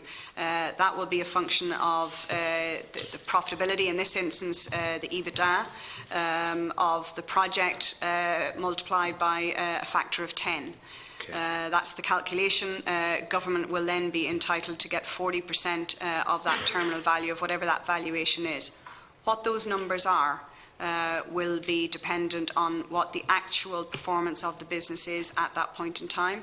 both in terms of the level of revenue, the level of demand, as you mentioned, but also a function of the not insignificant cost to operate this network, including the cost of using the existing infrastructure that's owned by Air. So the mechanism set out in some detail in the contract. What number that will deliver will be a function of what the actual performance of the business is at that point in time. We've been able to make assumptions on along the way. We just had the regulator here prior to your appearance, and we know the cost. We know what the ducts and poles are going to cost. There's an assumption that 80% will have signed up at €30 per premises. You've indicated, based on the submissions that were made by both Air and Granite and McCourt, that you know all the costs. So I'm asking you to estimate, based on those projections, what the terminal value will be, what the value of the infrastructure will be at that point, at year 25, assuming that 80% of the 542,000 have signed up. That's a figure, Deputy, that is commercially sensitive, that I'm not in a position to disclose or give an estimate of. But what I can say... Can you help me with this commercial sensitivity? Because the Minister seems to hide behind it as well. We're not in an active competitive environment here. There's only one bidder. To who would benefit from the revelation of that figure now, other than us who are trying to take a decision here? We're actually still in a procurement on the basis that we haven't actually reached a contract award, and there's aspects within the detail of the commercial deal that's on the table with the private sector bidder that will impact their bidding strategy for other projects in other jurisdictions. But with respect now, we've been charged by the Taoiseach he has challenged us to support or otherwise this contract. We've asked for these hearings so that we can make a valued judgment on what's before us. If you're suggesting to us that you can't provide information because you're concerned about what might happen in another jurisdiction, I'd have to put it to you that that is not something which we can accept. That, to me, does not account or amount to commercial sensitivity in this jurisdiction. I mean, we're here representing the taxpayer. Can you please tell us what the value of the infrastructure will be at the end of 25 years based on the assumptions that I have put to you? Deputy, the value of the infrastructure at the end of the 25 years is going to be a function of whatever the actual revenue and the actual operating costs are going to be at that point in time. It's already been mooted in earlier sittings that the revenue of the vehicle at that point in time could be in the order of 150 million. I would assess that that's probably a little high, but I would say that the cost to operate this entity are quite significant. So the terminal value clawback, I'm not in a position to put a figure on that. But when you look at the profitability of this business, it is not a business that has a very significant degree of profitability inherently in it. If you look back to the reasons that we're doing this intervention in the first place, it's because it's not commercially viable for the private sector to do it on its own. Yeah, now with respect, Ms Connolly, you introduced yourself as Head of Corporate Finance at KPMG. Now, in all honesty, as Head of Corporate Finance with KPMG, surely you're able to do that calculation for us today. I'm not holding you to what the cost will be in 25 years' time. There's indexation which comes into play. In today's terms, based on the costs, which we do know, which you were at pains to tell us that you're aware of all these costs, and I'm asking you, based on the projection, that 80% will have signed up by year 25 in this contract. Can you please give us what that would equate to in terms of the value of the infrastructure? Not about the clawback, not about any additional cost for investment that might happen along the way, but the straight line value of the infrastructure at the point of termination of the contract. As I say, Deputy, that's a figure that the Department have assessed remains commercially confidential, so I'm not in a position, without consulting with the Department, to release that information. No, that's I think she's absolutely answered the fair. question. No, that's Yeah. and just for clarity, that's Yeah. absolutely fair. If Yeah. the Department have that number, then we'll go after the Department for it, and I recognise that you would have to retain that as confidential. I thought for a while you were suggesting that it couldn't be calculated. If it can be calculated... It can, it's just it's commercially sensitive is the answer. That's the answer. I think she's been very clear on that. Deputy Ryan, yeah. Did I not hear say, Mrs Conley, say that typically it would be 10 times EBITDA would be where you get a value from it? That's what's outlined in the contract. So the contract is explicit that it will be calculated as 10 times what the average EBITDA is over the last 3 years of the contract. And then the state will be entitled to 40% of that. So the mechanism is there. It's very clear. It's very transparent. It will be a mathematical calculation at that point in time. Just to help us do our own mathematical calculations, without we're running our own guesswork, we're assuming inflation of what? 2.5% a year, 3% per annum, I presume? In the order of that. Yeah. Okay. I'm going to leave it there. I want to thank you all for coming in here this afternoon. I think it's been a very productive session, and the joint committee stands adjourned until 3 p.m. on the 11th of June 2019. Thank you.